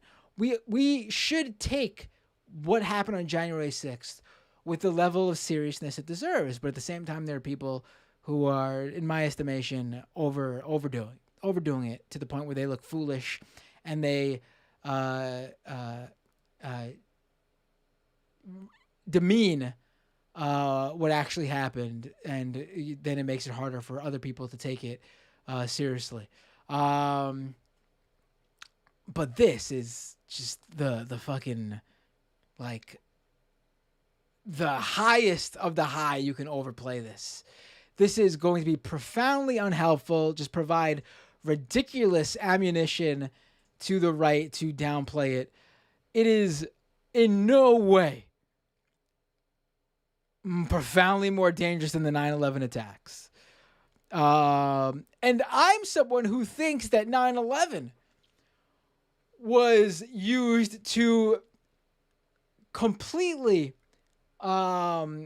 bring the people of this country into a mode where they were willing to give up basic freedoms for safety. I think 9/11 was taken advantage of, and the Bush administration overplayed that in order to illegally invade Iraq based on nothing. Millions of innocent dead Iraqis, women and children included. Millions. And this guy is saying, in the end, likely to kill a lot more Americans, including the casualties of the wars that lasted the 20 years following it. Millions of dead Iraqis. These people never consider the people overseas. I'm sure he's just considering the American soldier lives, which are obviously should be considered thousands upon thousands of American soldiers who were sold this war, that they were going over there to fight for American freedoms and fight people who were responsible for 9/11, lied to as well.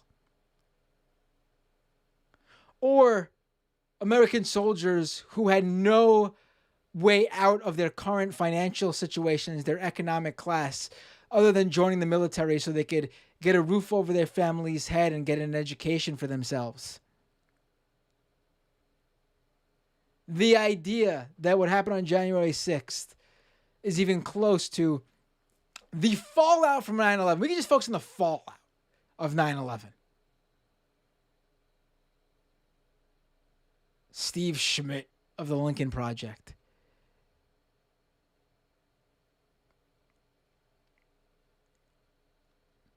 Laradoloso says, I don't like Schmidt at all, but he specifically said American lives.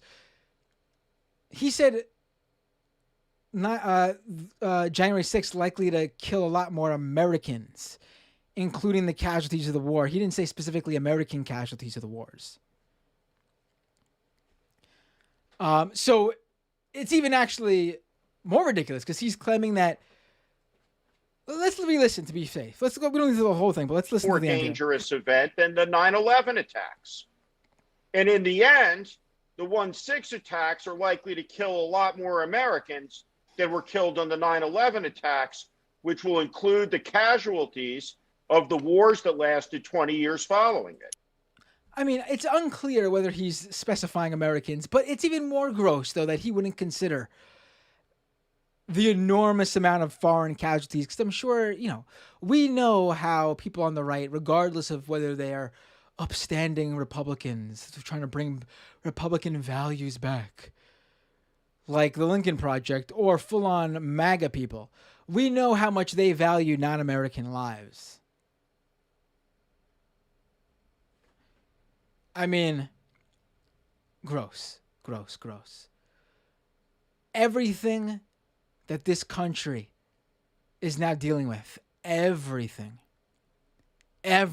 barring some economic issues that go back to Reagan, and obviously the racial issues that have always dealt with, this country has always dealt with, but also can be traced directly back, at least the modern ones, to Reagan as well, in my estimation, in terms of the demonization of social programs and welfare. Can go back to 9/11. The destruction of any sort of civil liberties in this country, the spying apparatus, the never-ending wars, the dire situation this country is in where we suddenly can't afford things because we're in debt, which I think is bullshit. But that's the excuse they use, and that debt comes from what the Bush administration plunged us into with the never-ending wars.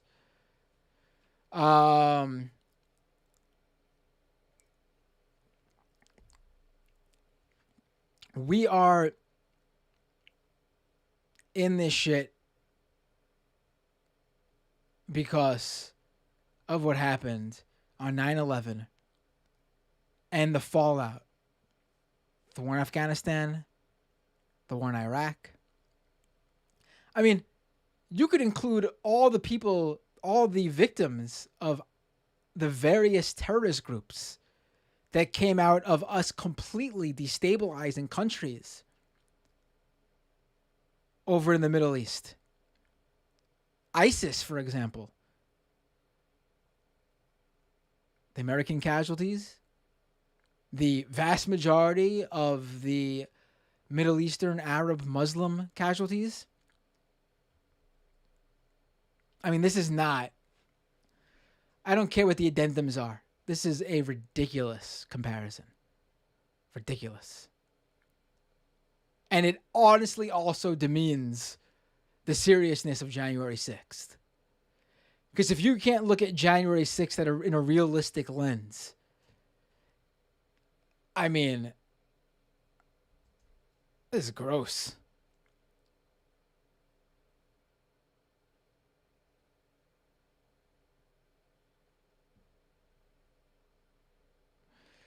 I see in the YouTube chats people are talking about like Civil War. Listen, I don't ascribe to this whole Civil War nonsense. This is whenever Civil War comes up, it's a far right wing ideal. It's what they hope for. It's a push from them. We are not on the brink of civil war in this country. Please.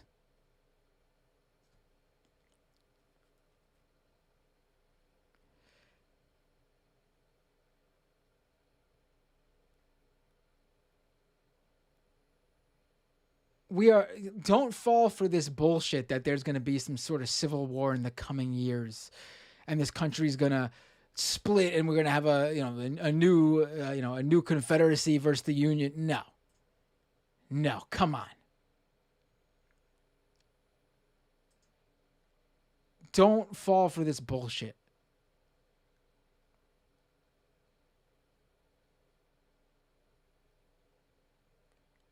Don't fall. If he wants to argue that lives will be lost because of Republicans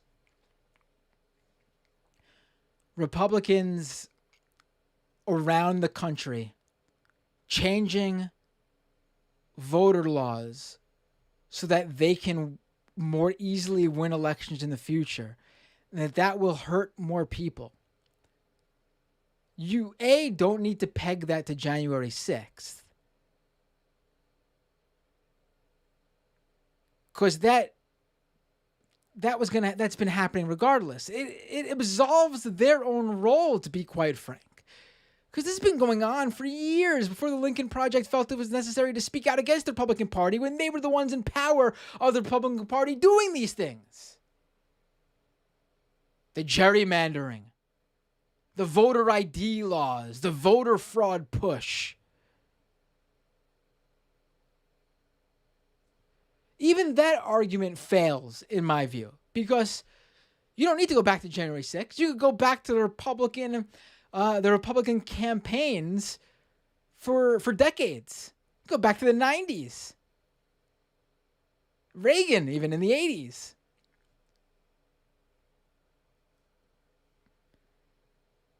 You don't peg that on January 6th. That's how you absolve yourself from your role.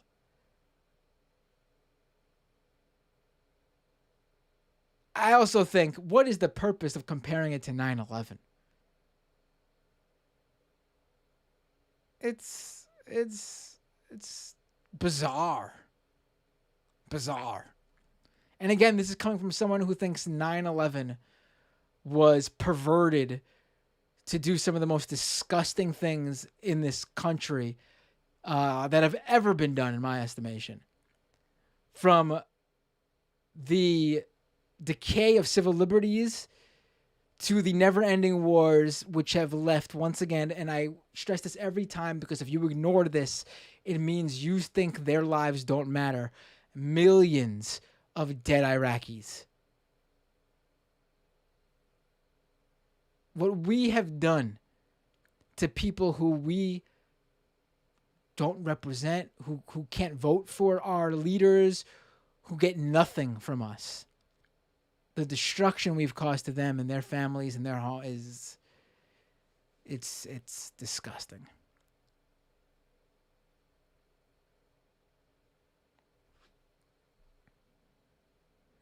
That really bothered me. I'm sorry. There's no I can't take any. I don't know what would be the generous.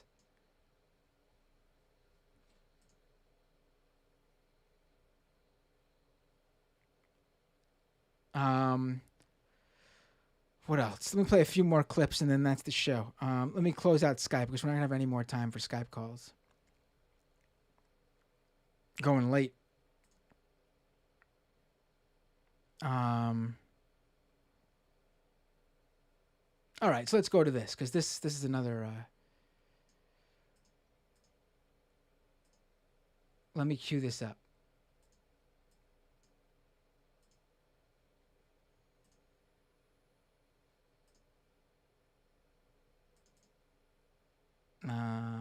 that's the. Oh my God, I'm having. Where's the Where's the feed? Okay, here it is. Sorry, I couldn't find the All right, let me pull this up.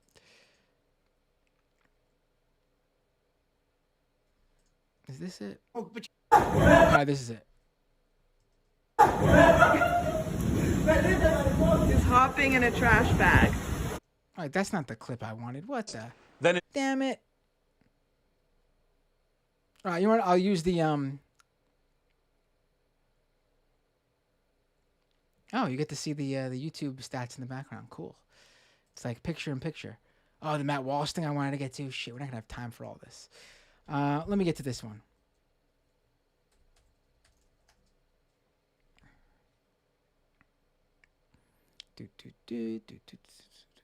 Okay. Yeah, this is what I want to play.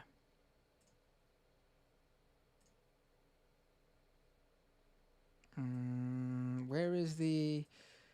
I've lost what I need here. Okay, here we go. Okay, I'm a little bit of a mess, but here we go. Okay, so there was a torrential downpour, a storm brewing in New York City today.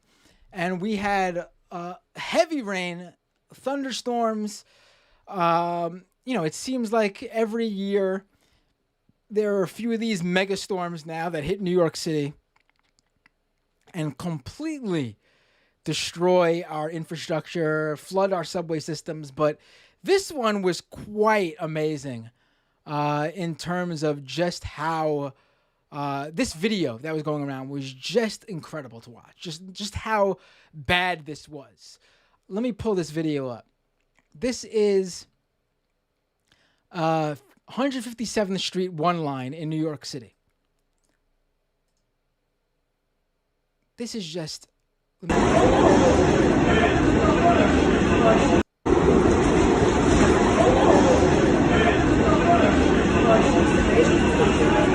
Jeez, look at that.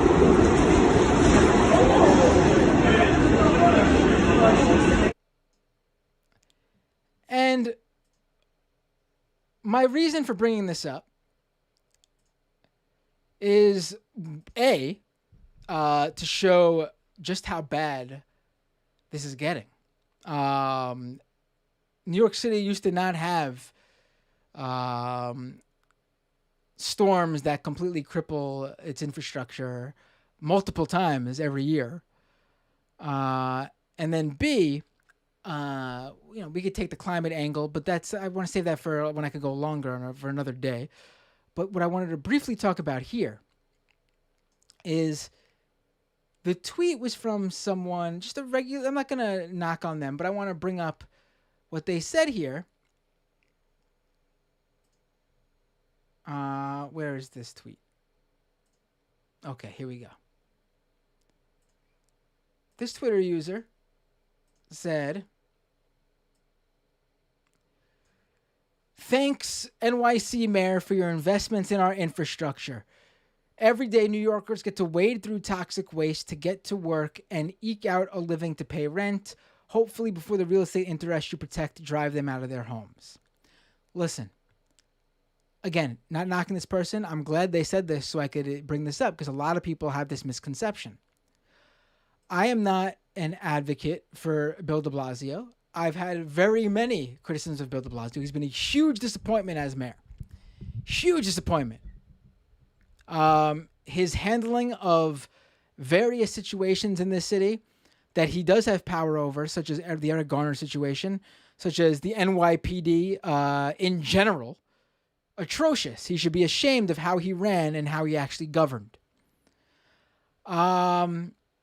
But there is this conception in New York City that the mayor of New York City, now this would make sense, right? The mayor of New York City runs or is involved with the running of the New York City subway system, right? That would be a good guess, right? It is incorrect. It is wrong. The mayor of New York has nothing to do with how the New York City subway system is run. They do not control practically anything that has to do with the MTA, the Transit Authority. That would be the governor. New York State Governor Andrew Cuomo. You know, the guy who everyone was heralding for his great response to the COVID-19 crisis in New York City, even though we had the largest number of hospitalizations and deaths thanks to his leadership. We had a scandal where elderly people living in nursing homes were being sent back to nursing homes where they were all just getting COVID. I mean, literally, I don't know how you get away from that without blood being on your hands for making that decision. But people have wrongly believed, and to the governor's, the governor loves that, I should say. The governor adores the fact that people don't know he's responsible for the MTA. He is directly involved with the budget. He is directly involved with who gets a seat at the table. His appointees. Bill de Blasio, for all the shit you give him for various issues he actually has a responsibility for, not the subway system. And I want to make this video so more people are aware. If you don't want to see more of this,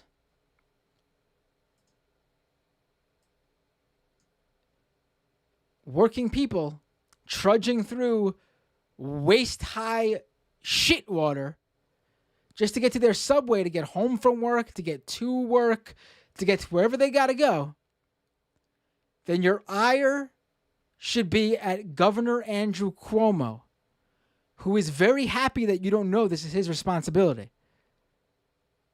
So all you people who said we're singing the Cuomo sexual song about how much you loved Andrew Cuomo, remember this, please. And we'll do one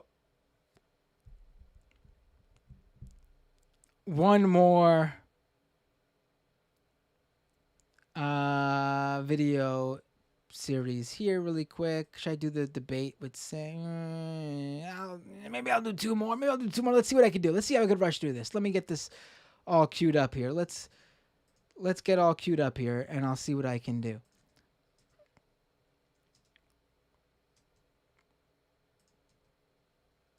All right, let's play this. So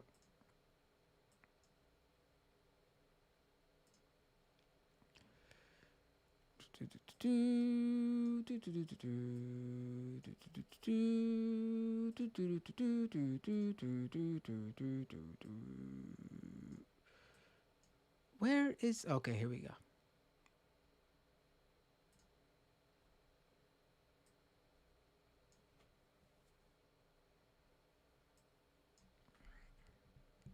So, after Sam Cedar debated Steven Crowder and Crowder ran away, the floodgates opened for right-wingers who were a bit more brave than Steven. And one of those people who wanted to debate Sam after seeing the whole brouhaha with Crowder was Yaron Brook, who is part of the Ayn Rand, he's the chairman of the Ayn Rand Institute, which is a libertarian think tank. And they had a debate, a back and forth. I haven't watched the whole thing quite yet, but one part went viral. And the part that went viral was when they got to discussing the government's role in that horrific tragedy in Florida, where that condo collapsed and almost something like 140 some odd people are missing and or found dead. And by the way, those missing people, even though the media keeps putting out the search continues for, it's been like 2-3 weeks, I believe. Sadly, those people are dead, barring some crazy miracle like happened in like the 90s when that department store collapsed in South Korea. And some person got like trapped in an area where there was like flowing water or something, and that person used that water and drank that water to keep themselves alive, barring some sort of miraculous scenario like that. we're looking at almost 150 dead people because an infrastructure collapsed after experts warned the management company that this structure was not sound. There were chips and cracks and weaknesses. But anyway, during the Cedar Yaron Brook of the Ayn Rand Institute debate, they got to talking about this condo collapse.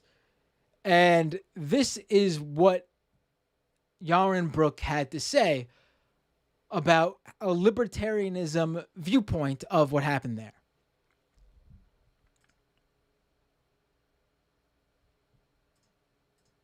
But you know what? I also like the incentive of, in a free market, not in the world in which we live now, where everybody hides behind the government, of the insurance company that insured that building, because they've got a lot of claims that they're going to have to pay now, and they're going to take a big hit.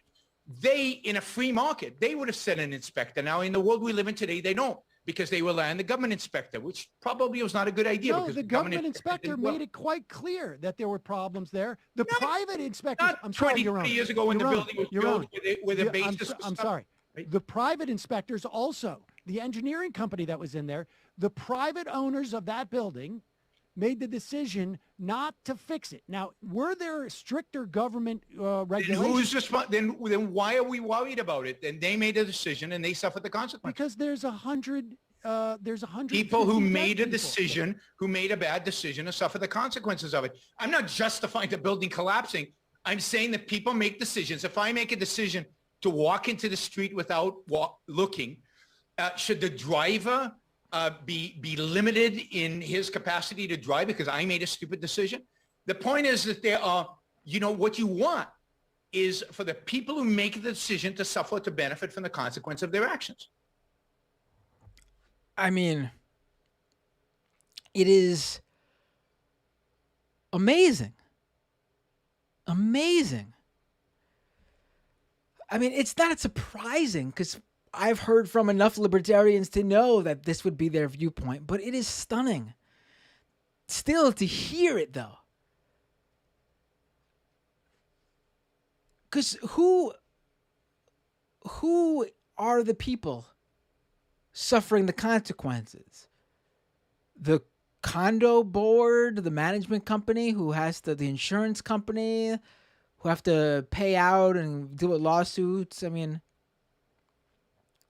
who cares about the monetary issues? Who cares about that shit? 150 people, including children, are dead. What consequence do they deserve for just living in a building? I mean, how many of those people even knew about this?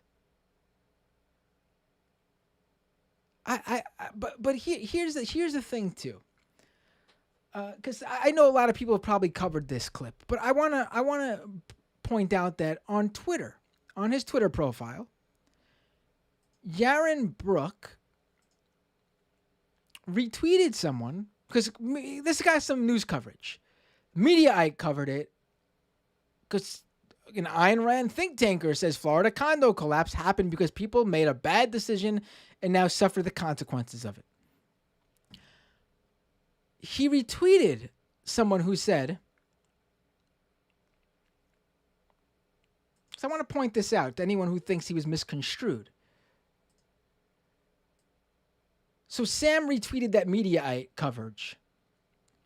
And then Yaron retweets someone who says, okay, I guess Sam is complicit in this hatchet job. They're disagreeing with Mediaite's outline of how the discussion went down. Sam, what did you say right before Yaron Brook said they should suffer the consequences? Do you even remember what you said?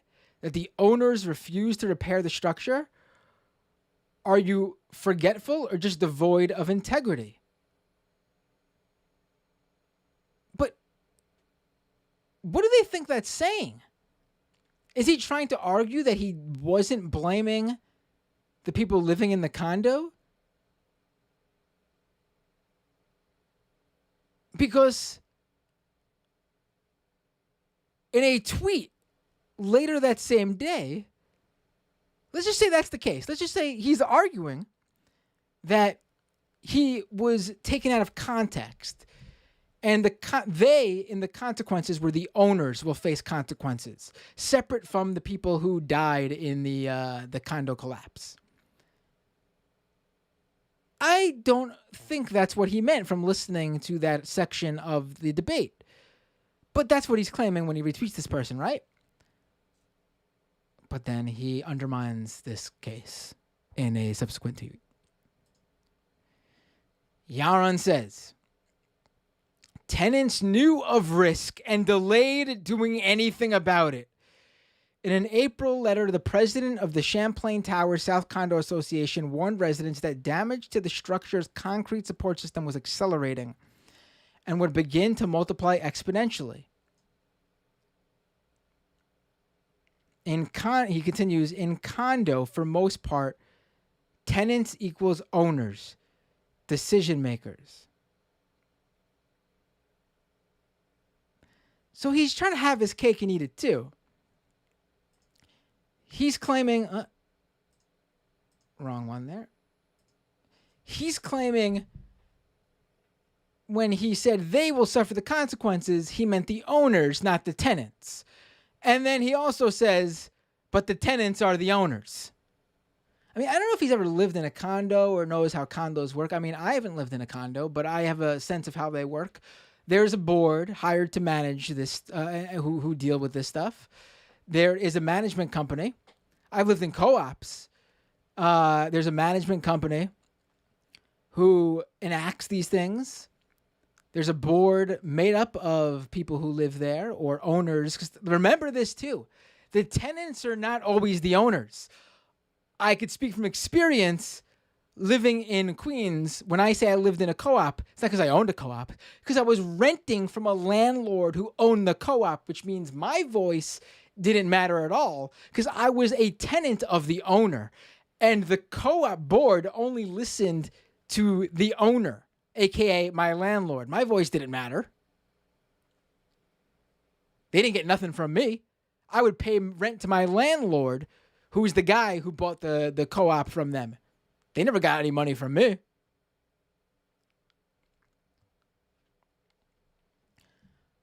Also, the idea that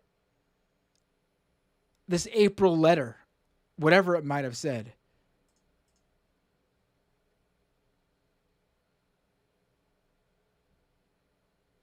means that those people knew what to do with that. They should have just said in the letter, I'm sure this would have perked up ears, the building's probably going to collapse soon. I think that would have been a little bit different then. There's some structural damage. And again, not every tenant has the same voice. You need to be a board member. The management company still needs to make these decisions to go ahead and go through with the construction, the whatever they need to do. Just incredible. Incredible. The idea that everyone living there was the owner too. Just don't understand how these things work. A lot of these co-ops and condos are investments. Landlords buy up units and rent it to people who then proceed to have no voice at all because all their money goes to the landlord, who is divorced from the building. Remember, they're not living in that building usually. They usually have their own place. They usually have a one-family home somewhere nice, right? And these units are just their investments. No understanding of how this stuff works.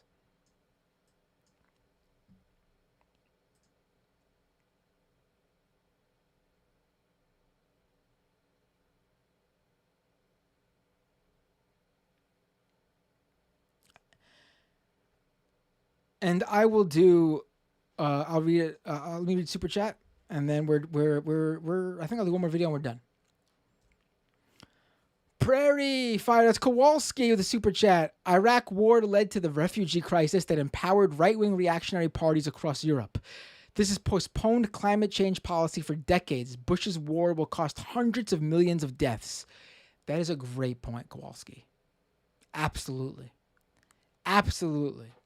If you want to talk about the domino effect from January 6th, which is Stephen Schmidt's argument, the domino effect from the Iraq War and 9/11 is astounding. The number of casualties you can add up from that. Great point. Renee says also refer to the Grenfell disaster, right? The fire in the UK, right? All right. One more video, and then I got to call it a night because I got a birthday boy to prepare. A birthday to prepare for tomorrow for the birthday boy. Man, 6 years old. Jeez. 6 years old. So the new thing from the right, I talked about this a bit on the Majority Report today with Emma, Brandon of the Discourse, and Matt Leck. But the new thing on the right is to basically go after teachers. You see with critical race, it's not new to go after teachers, but they have a new campaign to go after teachers with, and that's critical race theory. But they are now expanding that to now claim that all teachers are trying to defile their children with sex education and also by physically molesting them, apparently.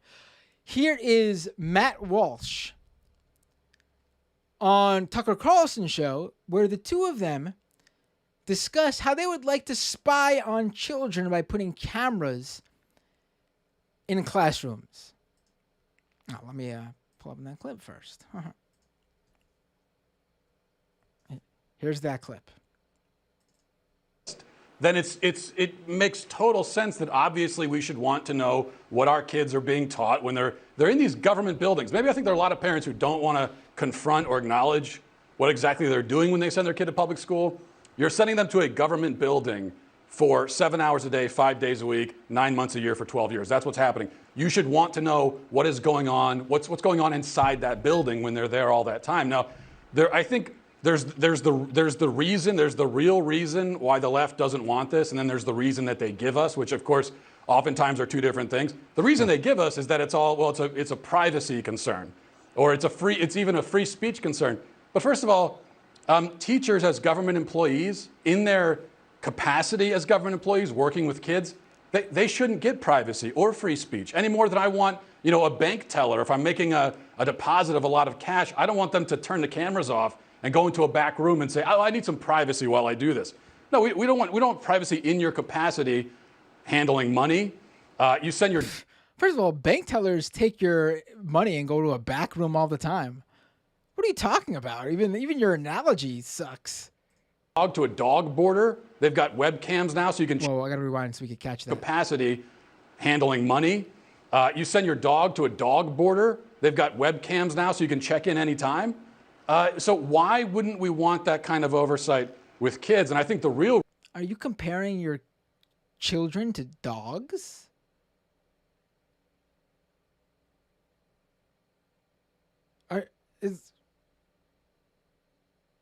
Does Matt Walsh understand what the issue here is? He thinks we don't want to put there's some teachers. First of all, the idea that teachers are just spewing whatever they want in the classrooms is bullshit.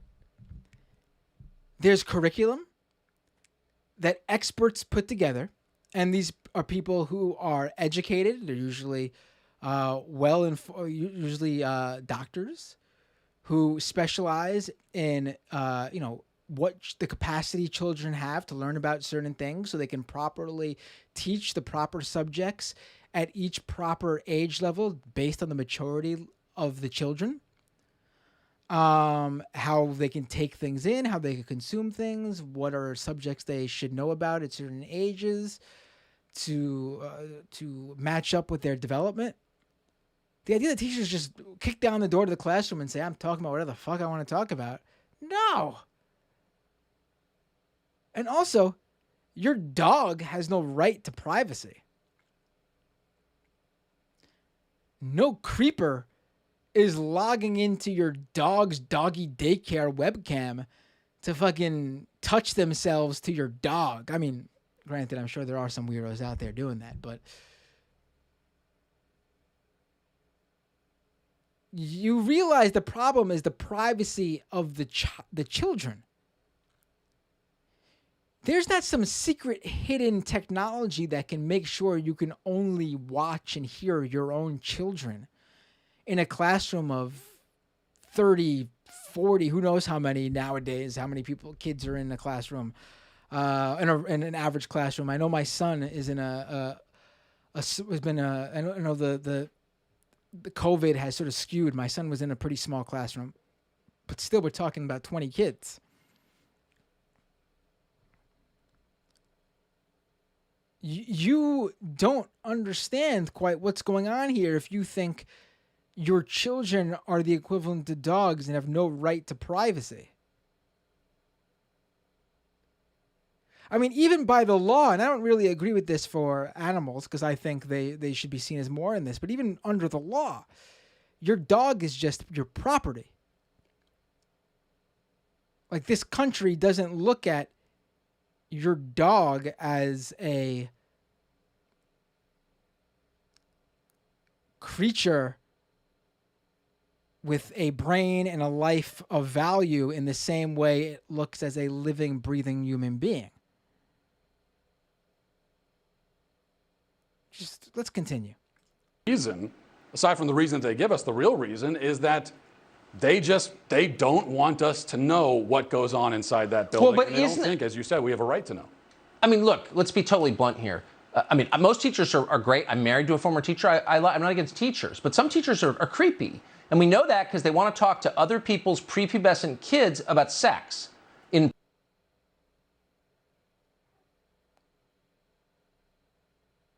Again, the guys who are advocating to allow adults to spy on children in their classrooms are calling the teachers they want to spy on the creeps. Let's rewind a little bit. They don't want us to know what goes on inside that building. Well, but and they don't think, as you said, we have a right to know. I mean, look, let's be totally blunt here. Most teachers are great. I'm married to a former teacher. I'm not against teachers, but some teachers are creepy. And we know that because they want to talk to other people's prepubescent kids about sex in pretty detailed ways. You're a creep if you do that. I mean, let's just be totally clear about it. So anyone who'd want to talk to, like, a third grader about sex practices, don't you think we need to have a camera on that person? I don't know what third grader is going to sex ed class. I remember my first sex education class in elementary school was in 5th grade. And very basic information. But what do they think happens in sex ed classes? The idea that, like, teachers are pushing... No, they're not pushing sex on kids. They're informing children of, first of all, their bodies. I mean, second of all, a major part of sex education, right off the bat, is the dangers of unprotected sex. I'm not even talking about pregnancy. I'm talking about STDs, HIV.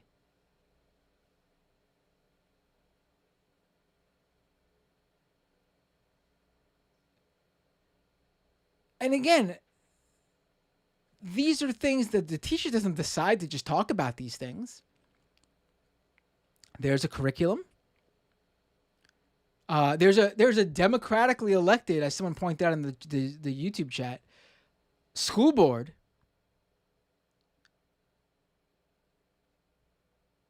I mean, these aren't just things that any single teacher decides. Yeah, and that's another thing where that shouldn't be happening at all, even with a camera. I but agree. It does happen, and so we should have that kind of oversight. I think if there's anything, you just think of it like this: is there anything that could happen inside a public school classroom that you absolutely would not want on film? And if you can think of something that could happen like that, it shouldn't be happening in the classroom to begin with. Whatever's a child could have an accident. Very embarrassing for children. Children do all sorts of things.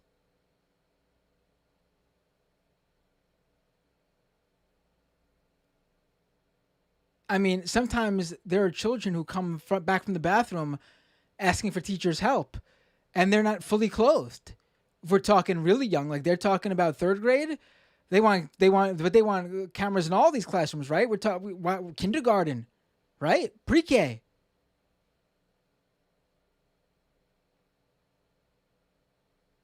Also, yeah, creeps could be watching these cameras and looking at children, including parents. There could be a parent in the class looking at a child who isn't theirs. You don't know. The idea that you only view the teacher as the only one who could be problematic is weird, in my estimation.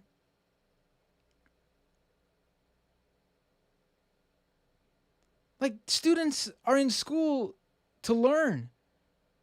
It should be a safe space for them to ask questions without worrying about being embarrassed or saying something inappropriate. And a good teacher is there to handle it. And a lot of teachers are good and able to handle it.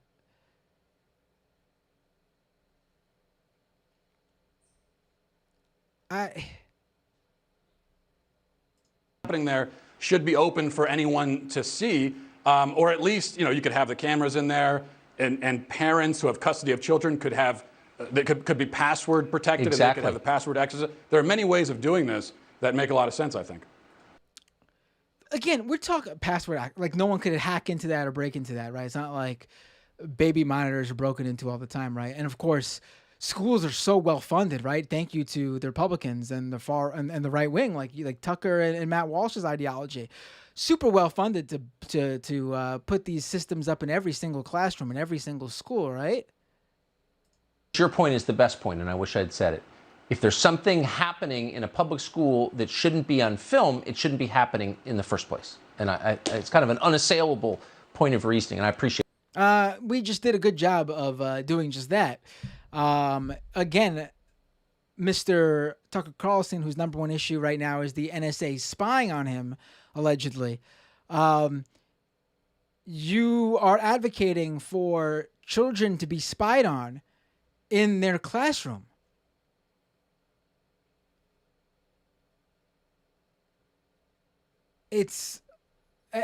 Matt Walsh was getting called out on Twitter, thankfully, for being, people were pointing out what a creepo some of these ideas he was pushing are.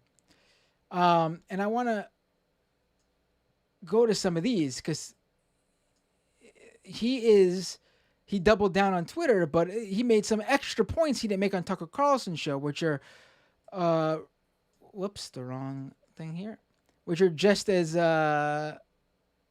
amazing. Matt Walsh continued, there should be a camera in every classroom and any parent should be able to access the footage whenever they want to find out exactly what teachers are doing and saying to their kids. I mean, you don't have the right to those conversations. You do not have a right to your children's conversations.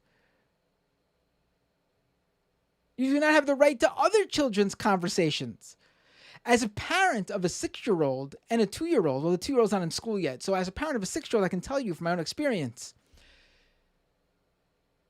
when the school even takes a photo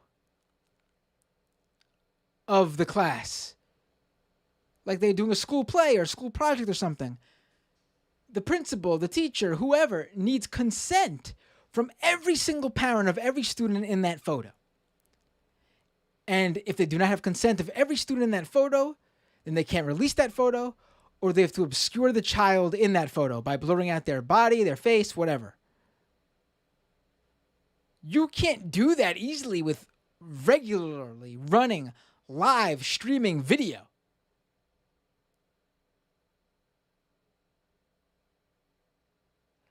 One parent would have to say no. And you would not be able to put a camera in that classroom if that was even what we got to. But aside from everything else, barring everything else we just brought up, in your scenario, where this would be a possibility. And Matt Walsh continues. because he's getting called out. So he just couldn't, he had to double down. He had to go all in, right? What I'm learning from Twitter tonight, cameras on cops, great. Cameras in daycares. Well, let's go one by one. Cameras on cops, great. Do you have unfettered live stream access to a body cam on a cop? No, you do not. When body cam footage from a police officer is released, it is a edited, curated video released many times, weeks if not months after the fact, just portraying exactly what the police decide to release. You do not have unfettered live stream access to view whatever a cop is looking at. We do not have first person POV, video game shooter style video access of police officers all across the country. That is absurd.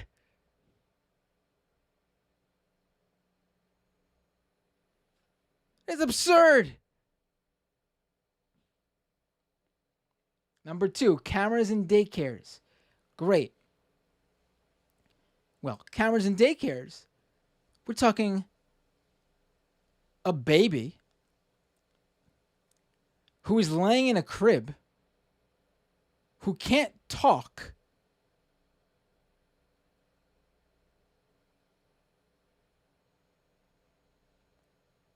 I mean, it's not like there is some private conversation going on between the daycare provider and the baby.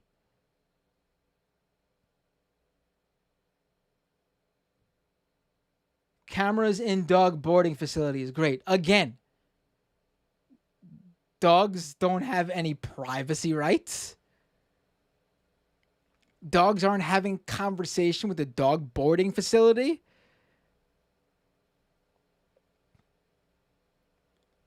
I mean, what?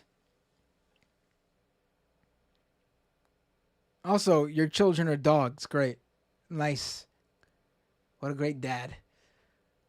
Cameras in the classroom. Insane. Invasion of privacy. Orwellian. Correct. Correct. Correct. This is the height of like the idea of someone spying on you. Are you kidding me? And then, of course, he's being called a pervert, so he doubles down. He goes down on this one. There are plenty of reasonable ways. Someone points out this would make sense in theory, I guess, but would this also not just give people the right to watch children that aren't theirs? LOL. It doesn't really work in theory, but I appreciate this person making a point that Matt Walsh addressed. There are plenty of reasonable ways around that objection, says Walsh. The camera could be focused on the front of the classroom to only show the teacher, for example. Many viable solutions. Ah, yes. Where did Matt Walsh go to school that the teacher just stood unmoved in front of the classroom? Are you, what a weird. And then he continues, worst case, it could just be audio. Like I said, not hard to think of ways around the student privacy problem. My child's words are a privacy issue as well. I don't want you listening in to what my child is saying, Matt Walsh. You creep.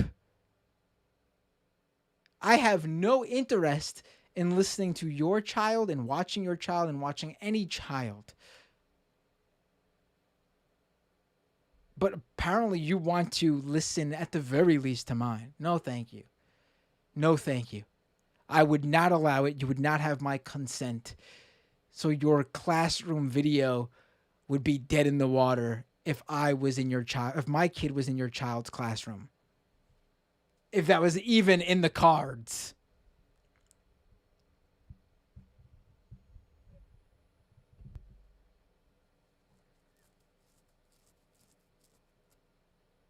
This is unbelievable. The party of free speech and civil liberties, right? No, big brother. We just want to spy on your children. Incredible. Incredible. I love the body cam cop thing. Unbelievable. Incredible. Fucking idiots. All right, ladies and gentlemen, that is the show for tonight. We went long. We went very long. Very, very, very, very long. But it's always a pleasure. If you can and you aren't already. Oh, wait. A few super chats really quick. Grimlock with the super chat says, the Stasi, but make it Nazi. And Renee, imagine their reaction if socialists recommended this. Right. All right, ladies and gentlemen. If you're not already a patron, please consider becoming a patron. Patreon.com/MattBinder. If you're not already subscribed to the YouTube channel, youtube.com/MattBinder. If you're not subscribed to the Twitch channel, twitch.tv/MattBinder. At Matt Binder on Twitter and Instagram. Follow me on there or wherever you find me on social media. RateThisPodcast.com/Doom to leave iTunes reviews. Doomedcast.com for the podcast version of this show. I'm off to get ready for a 6-year-old's birthday. No party, but we're going to go out and do something fun with him. Can't do parties yet. We'll have to make it up to him. But happy birthday, Ezra, says my dad. 6 years old, man. Where's the time fly? Christ. All right, everyone. See you all next time on Doomed.